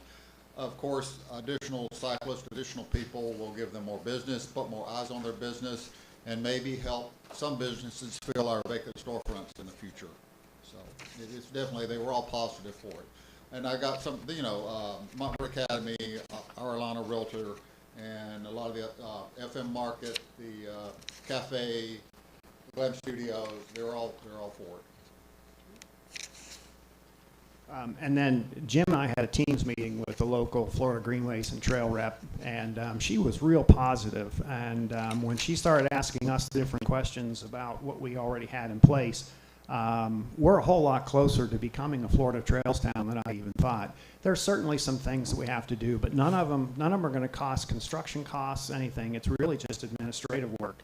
And if you just page through, and I'm not going to go item by item, you can see that we've got a number of the different things. We've already got the trails, we've got the parks, we've got the trailheads, and building a trail is building a trail. But building a trail to connect segments is you get way more brownie points when you're working on a grant than if you're just starting from scratch. And so we already have a whole lot in there that we can work on. Some of the stuff we don't have wayfinding signs, but we really don't have a place to go. Our trails are just completely in the town limits, but we can start those things, and we just need to work with the fire department, police department, a couple simple questions, and then we would work with Florida Greenways and Trails, and she was really nice, and I think she's going to coach us through what we need to get done in order to have this submitted to the Florida Greenways and Trails Association and have them approve it. So again, the big thing we're looking for is not money. We're just looking for the approval of the council and a signature by either the mayor or a council member for the town manager for approving this process. Nice and easy. Thoughts? Any questions? And I understand you explaining it, thank you. But I think we should have staff look at it, bring it back up at a meeting, let's know all the details behind it. To make a decision right now on something that was presented to me, I was saying that we should have staff take a look at this, possibly bring it at another meeting. You just handed this over. We're taking your word, but I like to do research, so of course I'm not agreeing or on board yet. In the meantime, though, Mr. Peacock, I have a quick question for you. It's totally random. Are you running for council this year? No, I said that last time. Just wondering. Wait a minute, I thought you... What does that have to do with it? I don't know. Oh, no, I was just wondering. Okay, so would you guys be okay if we reviewed it for a little while? Yeah. All right, we'll try. We'll get it back on our agenda on the next meeting. Well, between Greg and I, we can complete, I guess, the majority of the paperwork, but it has to be signed by a town official before it goes to the state. Okay, yeah, we just got to get agreement here, and then somebody can sign it. Thank you very much. Just out of curiosity, a real quick question. Under the amenities on I guess, page 3, it's not checked off, but it's got equestrian facilities. How many of the trails allow equestrians, allow horses? A lot of the Lake Apopka Loop Trail is equestrian. We have an equestrian community, so could they ride on our trails? It depends on how they're built. How they're built. Yeah, and Parks and Trails wanted me to mention that specifically this does not include golf carts. Thank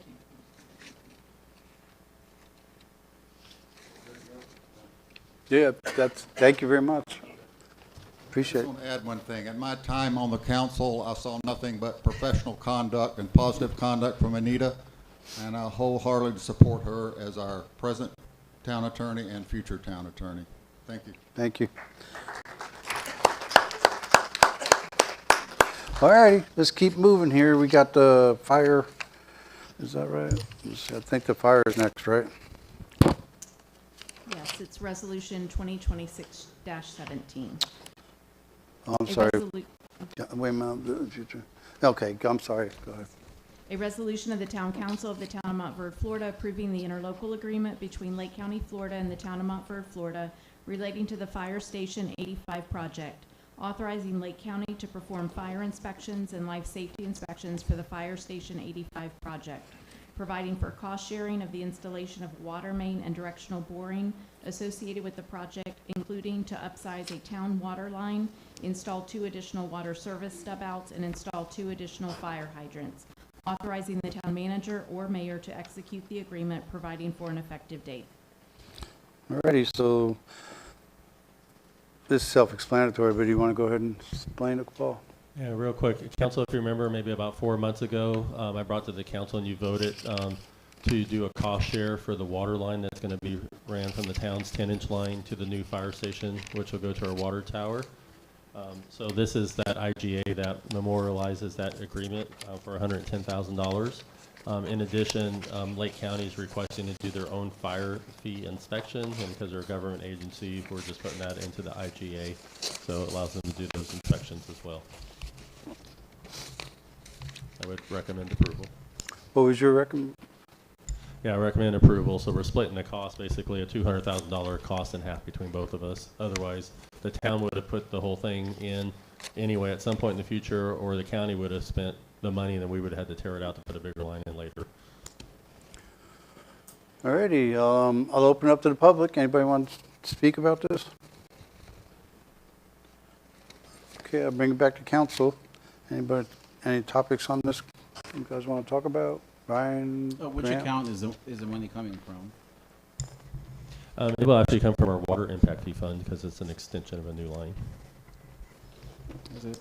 That's Carol? Grant? Alrighty, if there's no discussion, I need a motion to approve, deny, or sit and stare at each other. I make a motion that we approve resolution number 2026-17. He's got a motion to approve, I'll second it. All in favor say aye. Aye. Against say nay. Ayes have it.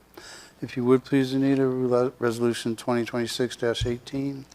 A resolution of the Town Council of the Town of Montverde, Florida, approving the Second Amendment to Letter Agreement dated November 13th, 2007, between the Town of Montverde and Law Office of Anita R. Gerasi, PA, now known as Law Office of Anita Gerasi Carver, PA, authorizing execution, providing for an effective date. All right, thank you very much. You want to explain this better, Paul? Yeah, Council, going back and reviewing Anita's contract, and I brought this up as a discussion workshop in the past. Ms. Carver Anita's not had her contract rate increase for 19 years of working for the town. 18, right? 18 years, sorry, going on 19. Going on 19. We put a rate in to start the discussion on that. I also did, luckily Howie just recently did an RFP so you can have comparables. Howie, I believe, did choose Gray Robinson just for an example, and their paralegal cost is basically $5 less than our attorney cost, and almost all the RFPs came in anywhere from $275 to till mid 300s for attorney costs. So it's just a market adjustment. It's reasonable. Anita has been phenomenal to work with during my 5 years, has always been available to staff, weekends, holidays, vacations, has made herself available, and I would recommend approval of this increase. Alrighty. Let's see, I'll open it up to the public. Anybody would like to talk about this topic? Come on up if you would like to talk about this topic.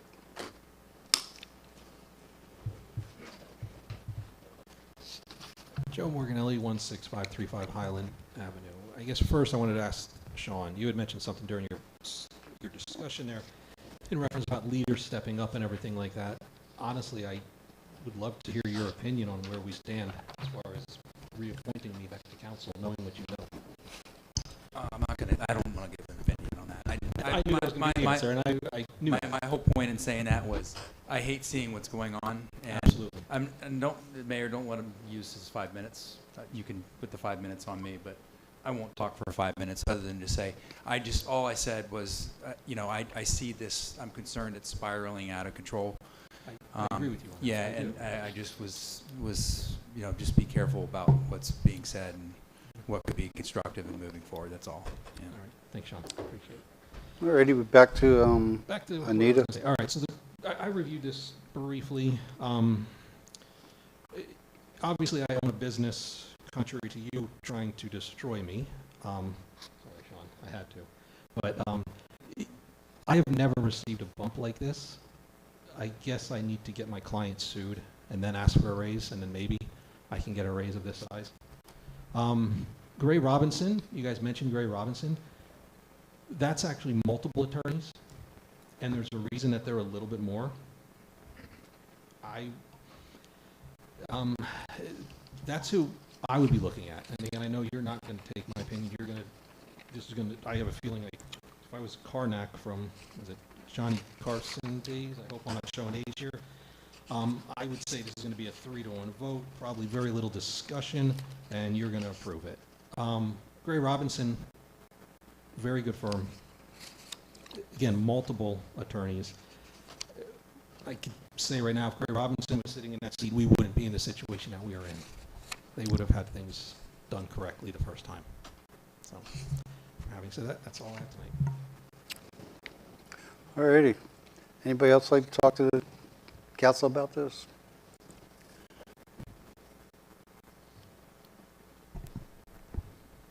All I have to say is that she's been here almost 19 years. She's done us a great job. She's really been paid below the rates that other attorneys have been getting. I say give her money. Alrighty. Anybody else like to speak up? Just to clarify, 10 years, 9 years, no raise, no bump? 18. 18 years. 18 Well, years. Yeah, there was a change in the last couple of years. We changed the rate that developers are charged. So when I do a development review, the developer reimburses the town, and so that hourly rate did increase. But I think she's But talking about our rate. But the rate Yeah, that strictly about comes town. out of your general fund or utility fund, I've never increased the rate since I started. So, Stands to reason that that's a big bump. yeah, I'm sure most of us in here have gotten quite a few raises in the last 18 years. If you didn't, you're probably in the wrong job. Okay. Grant, Brian, Oh, I have, Ms. Anita, I have a few questions. Could you kind of go into each of the categories and kind of give us examples as to what falls under that? Like, so general legal services, development review, litigation matters, utility matters? Like, actual examples pertaining to the town, I should say. Okay. The general legal services at the 250, that's for attending your meetings, telephone calls, research, doing any ordinances, resolutions, anything that's for the town generally. The development review matters are those things when we receive a development review application. Those are pass-through costs, so I'll review an application, give my recommendations or comments on it, and those are paid for by the developer. Litigation matters arise usually if we have a code enforcement lien that you want to foreclose on the property.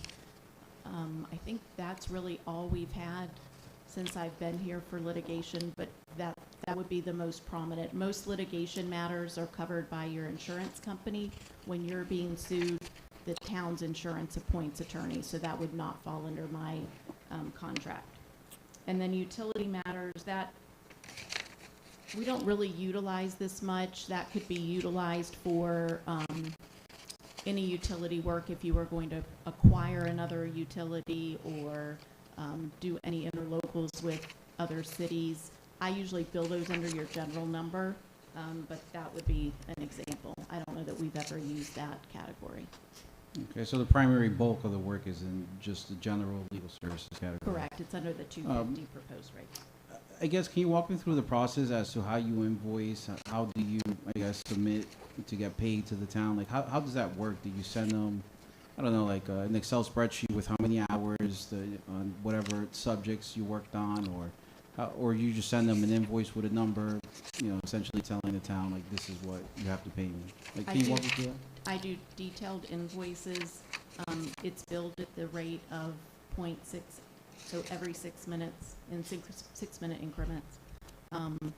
And it will give the date that I did the work, a general description of it, how many hours, and then what that equates to. And then at the end, there's a section where any costs that I incurred, so mailing, certified copies, that sort of thing, would be charged if there were any that month.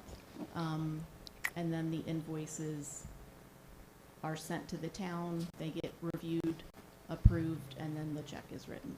Okay, so the detailed invoices are? They are sent, detailed, okay. yes. Roughly, I guess, how many hours did you bill for the last month? I have no idea.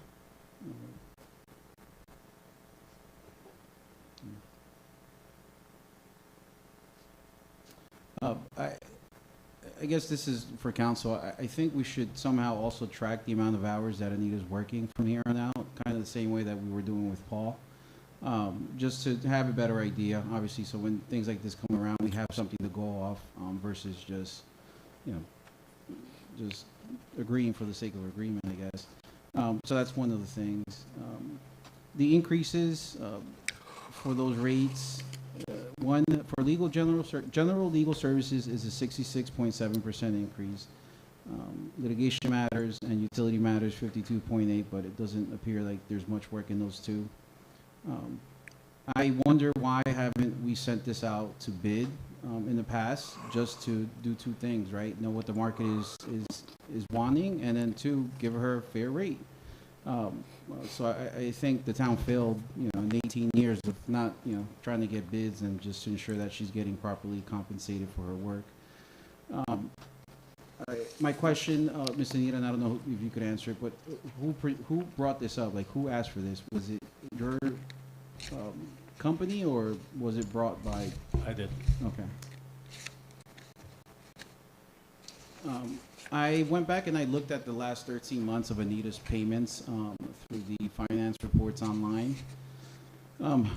I would say the average payment per month is around $3,000 to $4,000. To give you an example, let's say January this year was $3,000, February was $3,400, March $4,300, April $6,200. With the increase calculated in the hours, it's going to be about a 53% or 54% increase that you could apply as a multiplier to estimate what the future cost is going to be based on the last 13 months. And essentially, I think it's going to increase by 34,000 is what the number that I came up with. So in total, nearing 100 grand is essentially what we're going to go to pay, and I'm using 13 months, so just keep that in mind. How many of those were developer hours that we weren't billed for? I don't know. There's nothing online. I'm sure if I would have requested it, I probably wouldn't have received it. So I really don't know. I think it should have been attached to this, at least so we have a better understanding as to how those things are billed and how the hours are broken down. But I just went off the payments, the checks that the town of Montverde wrote and sent to Miss Anita. So I just went off that number. So this leads me to the next question. Probably going to be outvoted, but I think we should send this out to bids. The two bids provided in here are not for our town. One is obviously a larger firm. They're a full-service firm. I think it's more along the lines of I think they offer a lot more, because I think it even said 24/7 access to the attorneys, and there's a few other things. But anyways, it's not bids for us. They're from last year, 2025. So if I'm going to agree to something, I want to see a bid or two. Again, the same way for the permitting website and the recruitment. If the bids come in higher and we have to bump those rates, then great. I think that if that's what the market is calling, then that's what we should give Ms. Anita. But I think we should take the time to get more bids on this. I know a lot of people mentioned the 18 years. I'm not going to take away from that. Obviously, you invested a lot of time, and I'm sure the town and residents, greatly appreciate that. But at the end of the day, we should follow a specific process, and again, it has to be subjective. So again, I reinforce what I said. I think we should get bids specifically for our town before we move forward with this. And I don't think I have any other questions. Alrighty, anybody else? Yeah, if you look at Gray Robinson's proposal, their paralegal was getting paid $145 an hour. We were paying Anita $150. I've seen other paralegals charge $125 an hour, so even there, she's not too, she was just over that amount. But that said, I do have an issue with how this was brought up. If Anita wanted a raise, she should have asked. That's it. You said what? If Anita was wanting a raise, she should have asked, instead of Paul suggesting it to council. Alrighty. Yeah, I think that the 18 years does come into play for me. The 18 years does come into play for me. I didn't get there yet. Thank you. Haven't even been opened. The 18 years does come into play for me. I don't mind going out and getting bids and looking at those in the future, but I think for right now, given the history, and I'm going to say your loyalty and commitment to Montverde, I'm all for giving you that raise right now. Okay. Well, let me open it up to the public, if I have that's a few okay. more things before Oh, go ahead. Go ahead. Wait a minute. Go ahead. I think, again, this is probably going to pass. Y'all probably going to vote yes on it.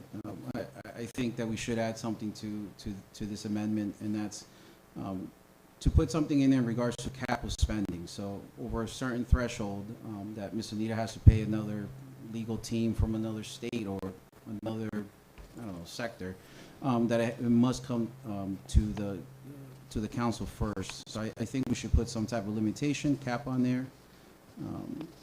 So in other words, just a, cost control mechanism, essentially. Here's something else that it's not sitting well with me, and Ms. Anita, don't take this personally, but you took it upon yourself to investigate a council member, and you billed the town for those hours. You did not approve that, regardless whether it was $3,000, $5,000, $10,000.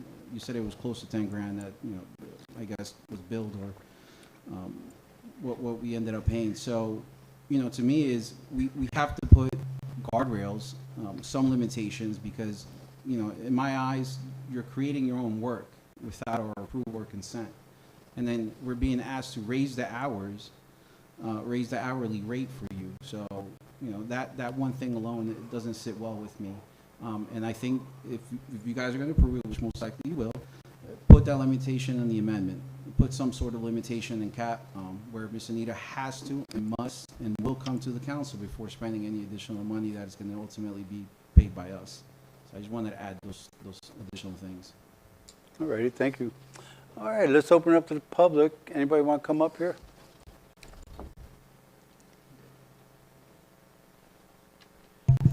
Chris Walker, 304 Irvin Drive, Groveland.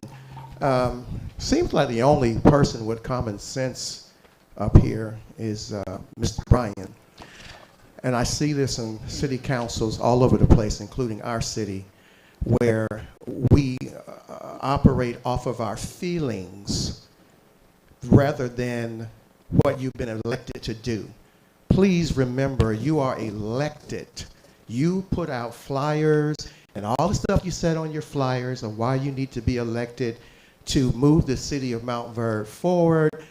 And all of you are doing a disjustice to your own citizens and your taxpayers by just saying, oh, she was here for 18 years, we should just raise her up. Well, guess what? The same thing that he pointed out is what she did in Groveland. She made her own bills. She investigated council people where a city, where a six-panel federal judge panel had to overturn what she did to bring our mayor back to our city. She went without the council's permission. There was no vote taken to put an injunction against our mayor and have him removed. And it took him 6 or 7 months for a 6-panel judge to put him back in his seat because it was wrong. Then when he came back, she and the mayor worked together, which it sounds like that's what she's doing here, got him out again, and he spent all that time not being the mayor, but fighting in court. This is the kind of, when I say corrupt, Mr. Parks, that's corrupt. When you use your power and your position to make up laws, to tell the council legal jargon that they don't have common sense to go research, and you just believe what she says. Really, guys? Is that what you're up here for? He's on his way out the door. He don't care. He'll get whatever he wants for her, like our city manager did. Hiring people at high-priced salaries, pulling money from different departments like we don't research. Well, I research. So you might want to call the mayor of Groveland and ask him the name of his attorney at Gray Robinson, who was the one who caught her in a lie, which is why she resigned. Then she wants to come over here and make up her paycheck with you. Go ahead. Go right ahead. Because that's exactly what 3 of you are going to do today, because you don't care about waiting and doing your due diligence and doing your research and making sure that numbers line up. Let's just keep putting us in debt like Groveland city manager and this attorney did. Because we're in debt, guys. You know why? Because we spent,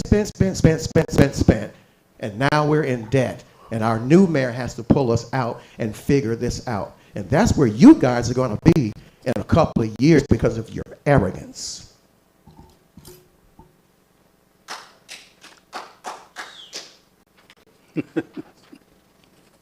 Come on up.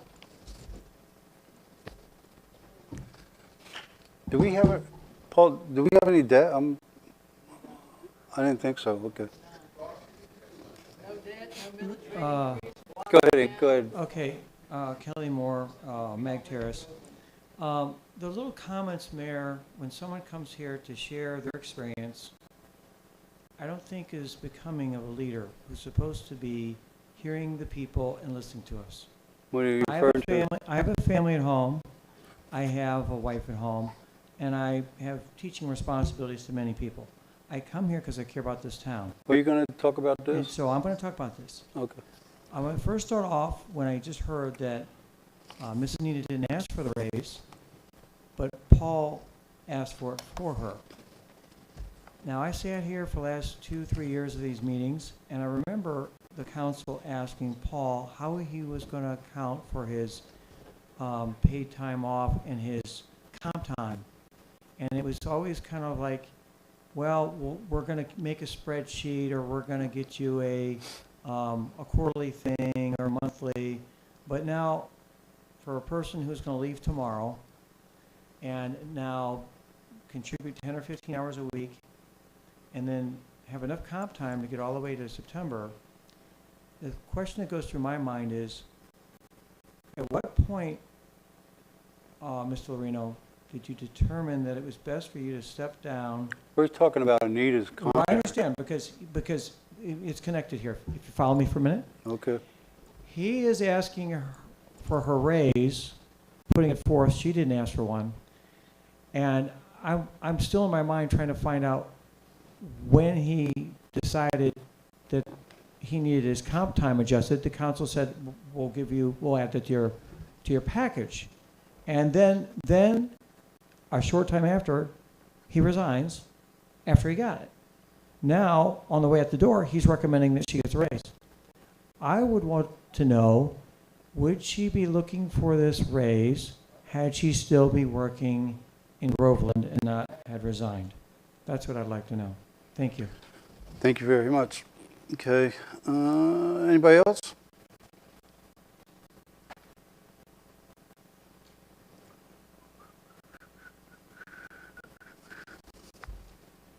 Josie Weiss, 17343 10th Street, Montverde.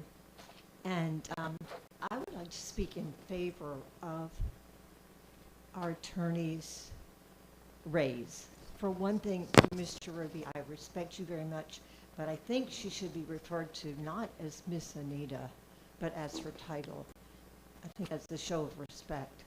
Second, The mayor refers to her as well. I'm speaking to you. Okay. Okay. But, you know, as a professional, she deserves that. Okay? So So she has the voice to tell me if she doesn't want to be called Miss Anita. She could tell me that, and I'll be more than happy. I'm just telling you my opinion, okay? Mhm. I think, having come to most of the town council meetings for the last several years and being on planning and zoning, I've watched our attorney do a wonderful job. She hasn't done anything that council has not authorized. In all my years in academics as a professor, I never asked for a raise. Many of us never ask for a raise. It's just built into our professions. And so I don't think it's inappropriate. I think it's generous of her to not ask for a raise. So I don't think that's an expectation. I think it's honorable for her not to. She knows the controversy that's going on. Now is not a time for her to ask for a raise. I think the noble and honorable thing is to appreciate what Mr. Loreno is suggesting and consider this, that she deserves it. That's the bottom line. She deserves it. Thank you. Thank you very much. I just want to clarify something. The mayor does refer to our town attorney as Miss Anita, which is where I picked it up. So it wasn't just me wanting to call her that. But she's a full-grown person who could tell me if she doesn't want to be called that. So since we're on the topic, town attorney, what would you like me to address you as? I don't care. Okay. All right. Thank you very much. Come on up.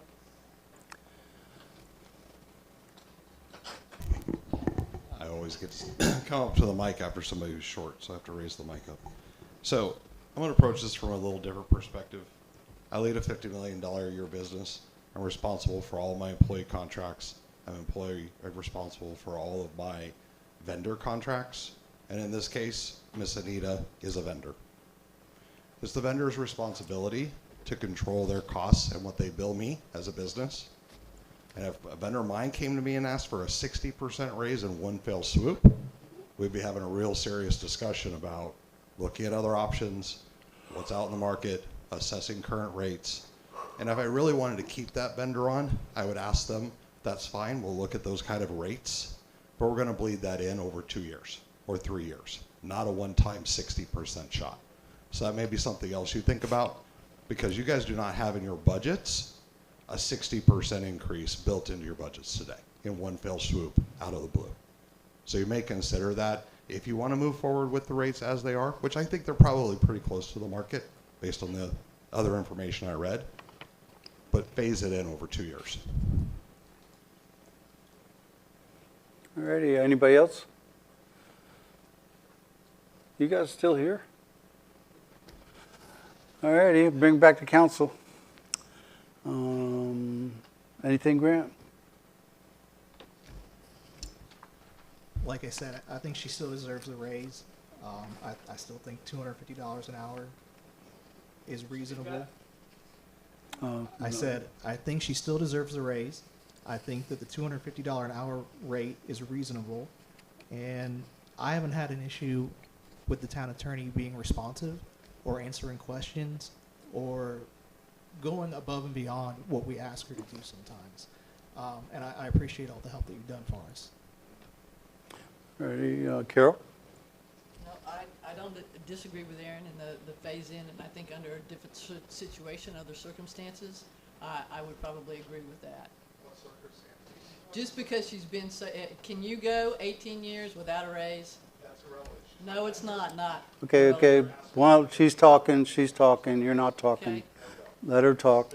Just let her Yes, talk. that's my, Come on, let her talk, or I'm gonna have to have you removed. it is a business. Let her talk. It's town business. Thank you. It's not a private business. Go ahead. No, I'm sorry. that's it. I'm done. Alrighty. Brian, any more? Again, I reinforce that if you're going to make this increase or you're going to vote yes for this increase, put guardrails on there. The guardrails that I mentioned where after a certain amount that she has to come to the council for approval. Something along the lines where she can't provide legal services or advice to council members outside of town business. Just a few more guardrails. She's not allowed to do that anyway. Oh, okay. Well, it doesn't spell out in the contract either, by the way. The contract is 2 pages and it only talks about rates. Yeah, but it should still be written out, I think. So there's no confusion or it's not muddy or we're not going to interpret a different state, law because they do it differently over there. So, yeah, at the end of the day, I think writing it out, it's pretty transparent and it holds us accountable as well if we fail to uphold our end of the bargain. But again, I say that if you make this amendment, let's add some guardrails to it. And even if you do approve this increase, still get bids. If she's getting underpaid, then at least we know that. And next time around when she does ask, we will factor that in. So so I think those things should go with this resolution. Alrighty. Go ahead, I'm sorry. How often do these circumstances come up where we need outside counsel? I mean, I know it's happened a couple times recently, but overall, in your 18 years being with the town, how often have you seen that?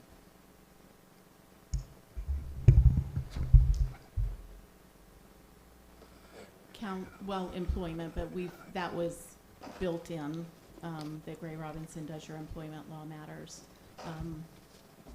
I think only in recent years, the last year where council has asked for a legal opinion on the charter amendment. That's it. I don't recall any others. Okay, well, my opinion is I've been working with Anita for 18 years. I've never had any doubt in her ability to get things done. She's proven herself many, many, many times to me, and I trust her 100%. I think she went way too long without a raise, and this is our chance, or my chance, not ours, my chance to make things right with her pay going forward, the idea of guardrails is a good idea. So maybe going forward, we have a process that we bid, or we at least take in what other companies are paying and make sure we're not paying too much. So I'm making a motion that we approve Anita's raise the way it's written here, and going forward, we pay more attention to addressing this with our new management team. I made it first. I need a second. I'll second. I got a first, second. All in favor, say aye. Aye. Against, say nay. Nay. Ayes have it. All righty. Well, that's it for the evening. Oh, you guys are still here. Hey, you guys want to come up? Come up. We're going to talk about Waste Pro and how we're not going to give them a raise. I mean, how they want a raise.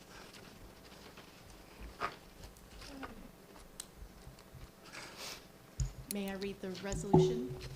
May I read the resolution? Oh, I'm sorry. Yeah, please. Resolution 2026-19, a resolution of the Town Council of the Town of Montverde, Florida, increasing the residential and commercial solid waste fees resulting from increases charged by the service provider to the town, providing for conflict severability and an effective date. We did receive a revised letter indicating the percentage increase in the third whereas line. It originally came in at 2.95%, but today they provided a correction that it's 2.63. So if this is approved, we'll make that revision in the resolution. Go for it. So the numbers were right on the form already, but it was just in the body of the letter that was wrong.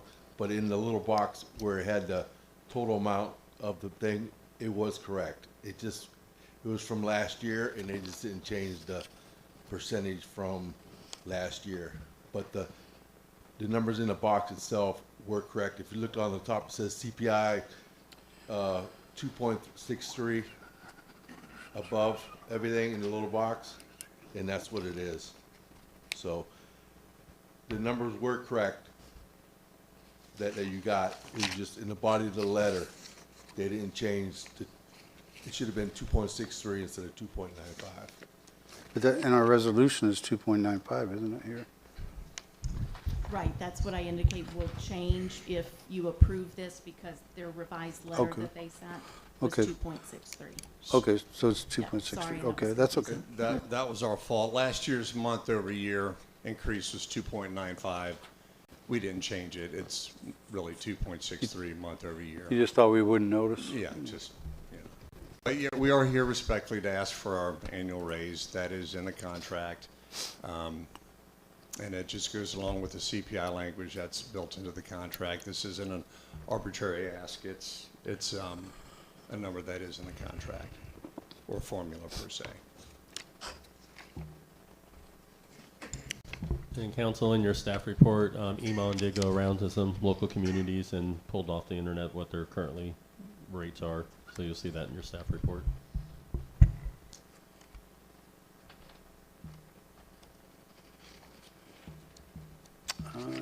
Go ahead and ask any questions you guys want.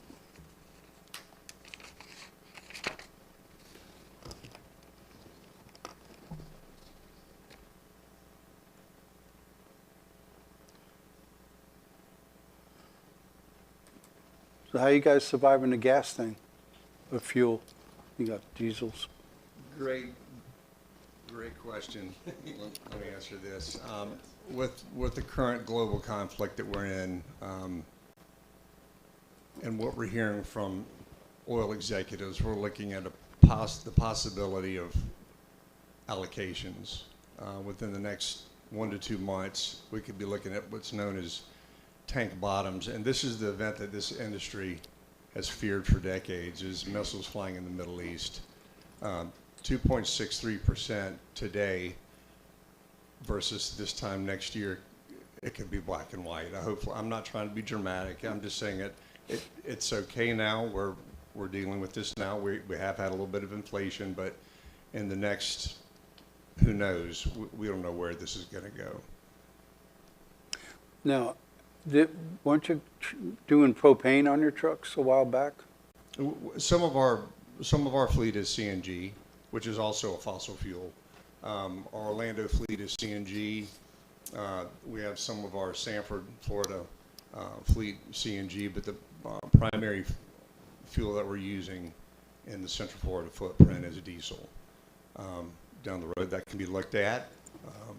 Just wondered, don't you get huge tax credits for going with those trucks? I think there may be. I think there may be some There tax is. credits with that. Yeah. Again, that's something we could look at down the road if that form of fuel is more amenable.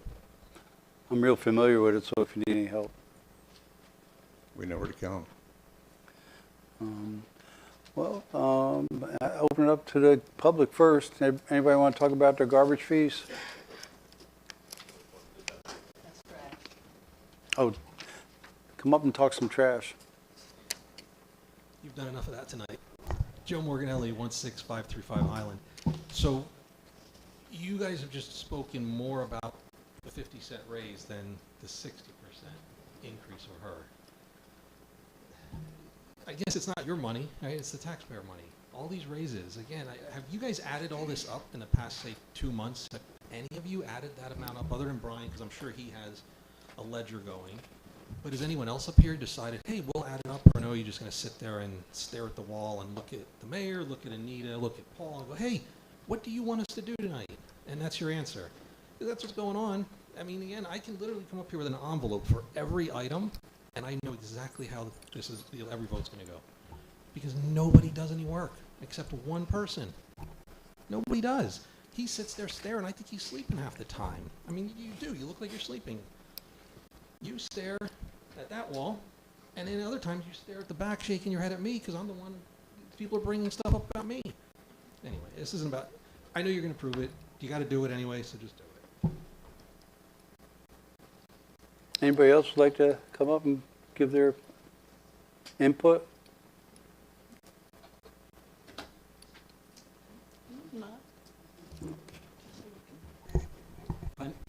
Money Owens, 16355 Florence Oak Court. We get 2 trash pickups a week, and we get a recyclable pickup. I saw on the information that was provided, some towns have just 1 trash pickup a week. It seems to me several years ago, there was some reason given to us why we could not have just 1 per week. We needed to have 2. And the question was raised maybe 2-3 years ago as to did we really need the 3rd pickup, the recyclable. And I believe the answer was, well, you have to have it. However, I don't want to throw anybody under the trash truck, but people that put their trash cans out on a Wednesday get it picked up with the recyclables.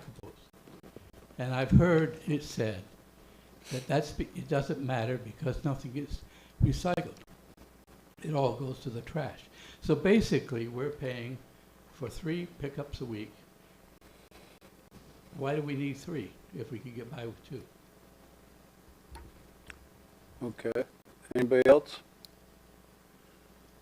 Would the Waste Pro fellows like to answer that question? Yes, sir, Mayor. So we do take the recyclables to the recycle center over on Jones Avenue every Wednesday. It's approximately between 3 tons and 4 tons every Wednesday. We do not take it to the landfill. So after we drop it off, what happens to it is on the recycle center. I don't know. They're supposed to recycle it, but we do take the recycle to the recycle center on Jones Avenue every Wednesday. It's 3 to 4 tons every Wednesday. Isn't there a separate place to dump those? Well, the recycle center, that's all they take there is recycle. They I'm don't thinking, take trash there at all. Yeah, yeah. So it's a recycle center. They do cardboard, plastics, and tin. It's a MRF. Otherwise, it's separated. Do you see that changing at all? There really ain't no money in recycling no more since China quit buying it. So it's tough. It's tough sledding out there. Most of the recycle where I live, it goes to the landfill. You take it to the recycle center, it's contaminated because people put trash bags and everything in it. So as soon as they see that, it's contaminated, and they take it away. But your recycle should be good because it's all bins. It's all hand pickup. So it should be good recyclable. So they should be able to recycle. We take them every Wednesday. We get an A+. You get A+. Thank you. All right. That's a good answer. Thank you.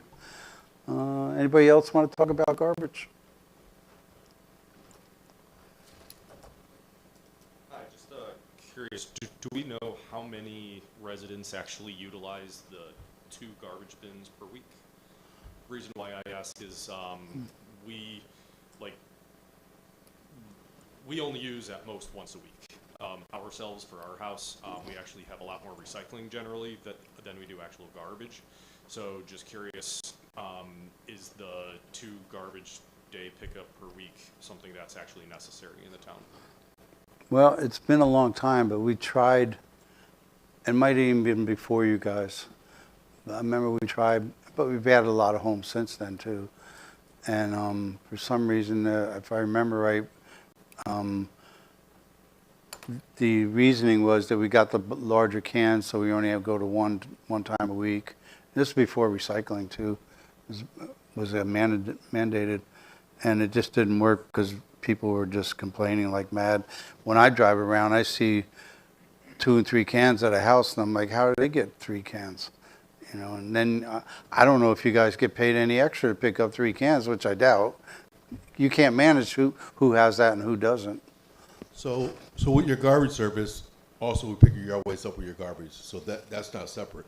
So as we pick up your garbage, we pick your yard waste up too. It's in the contract that way.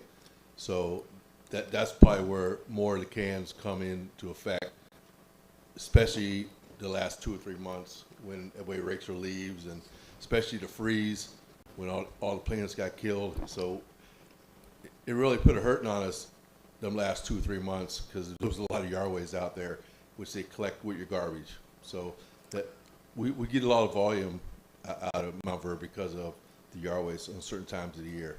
Yeah. So the contract, if I remember right, and correct me if I'm wrong, Paul, is on the CPI, right? Yeah, so they're entitled to 1 CPI increase per year. Then anytime the dump where they take all the trash does an increase, they pass that increase on to us at the same rate. So they're not asking for a full CPI right here, right? CPI Well, they're asking for the full CPI, but I don't believe there's any dump increase in this. That usually comes Correct. later. There's no landfill or disposal increase in this. And also the CPI, just to read it, section 10.2, adjustment of rates, it also takes into account a decrease if there ever was a de-escalation in prices. The compensation payable to contractors shall be adjusted upward or downward. It's not just upward. And it's upward today because of the inflationary situation that we're in. Well, I'm trying to think if you ever did downer. That's 1937. Okay. Remember it like yesterday. Yeah, it hasn't been in 20 years. Not since I've been here, but all in all, this has been a very good, solid municipality for us. I think over the years, knock on wood, we've had our hiccups. Now that we have Mike Conley here's the division manager, he's created a lot of stability for us in this marketplace, especially with the county. He's done a fantastic job with the unincorporated portion of Lake County, as well as Montverde and Mascot. We very much appreciate the business here. We very much value this municipality as a customer. I think he needs a raise. I think he's outlasted anybody. I'll buy him dinner over the weekend. You said you were here 3 years, right? You're looking at the wrong guy. Well, I don't remember anybody that's worked for you guys for 3 years. I would agree with you on that one. Yeah. He's done very well. At least our manager lasts 5.5. Well, I appreciate it. Well, we'll bring it back to council. What do you guys think? How long have we contracted you guys out for? How long? 2004, I believe. was when I believe this contract went out to bid in '03. We won, I believe, Mr. Mayor, in '04. I thought It's been a while. And how often do you guys ask for like increases? Is it once a year or? Yeah, well, it is. It's built into the contract, the CPI increase or decrease. If there's an increase or a decrease, no matter what, we come before council and ask whatever's provided within the contract. Plus any landfill increases. Plus any disposal. I think for like the first 8 years, we never gave them a raise. True, and we trued that up. We did a true up about 5 years ago, and we didn't ask for the monies that we should have accrued over those years. We didn't ask for back payment. We just started over at the true up rate. But we've had this contract since '04, I believe. But I assume that you guys inputted that increase in there in the contract because you felt that operationally you need that increase, right? Correct. Because it's such a commodity-heavy industry. Fuel, steel, rubber, hydraulics, employees, chemicals, labor, on and on. They're just very susceptible or very sensitive to escalations primarily in the marketplace. It's a heavy commodity industry, if you will. That's it. That's all I got. Thank you. All righty. Grant, Carol.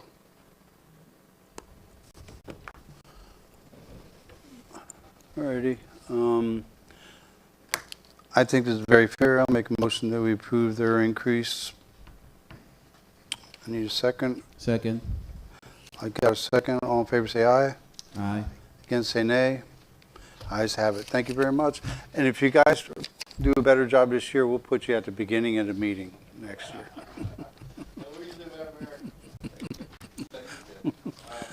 All righty. Well, thank you very much. And I'll make a motion we adjourn. Hey, I'd like to say, Mayor, I appreciate you guys sticking with us. I know it was rough there for a couple of years before I got there. I think your service has greatly got better since I've been there. Mayor calls me if you ever have any problem. He calls me. I take care of it.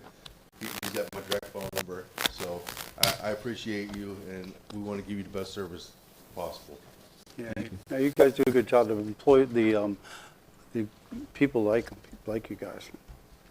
Thank you. I have one last thing Go ahead. before we motion to adjourn. In regards to, not to you guys, in regards to Paul's amendment, obviously once he resigned, it kind of switched the light where I went back to see how the amendment would affect, obviously, his resignation.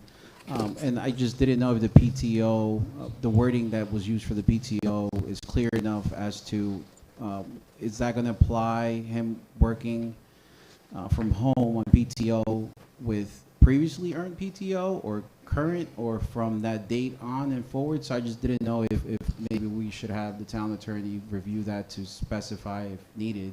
Yeah, I just don't want the technicality there and 2 months later somebody challenges it and Paul has to come back and pay us 2 months worth of PTO time. So I just didn't know if you guys wanted to, just look at that as to the wording, because again, it wasn't clear on the PTO.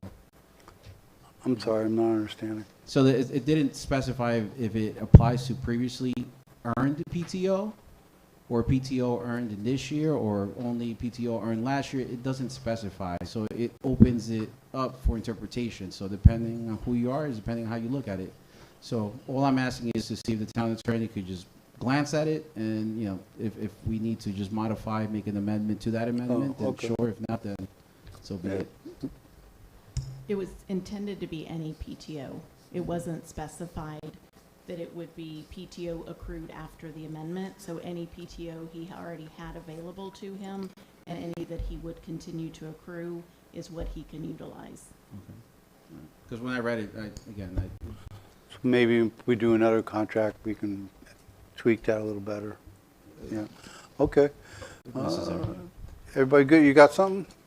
Come on, I can't wait to hear it.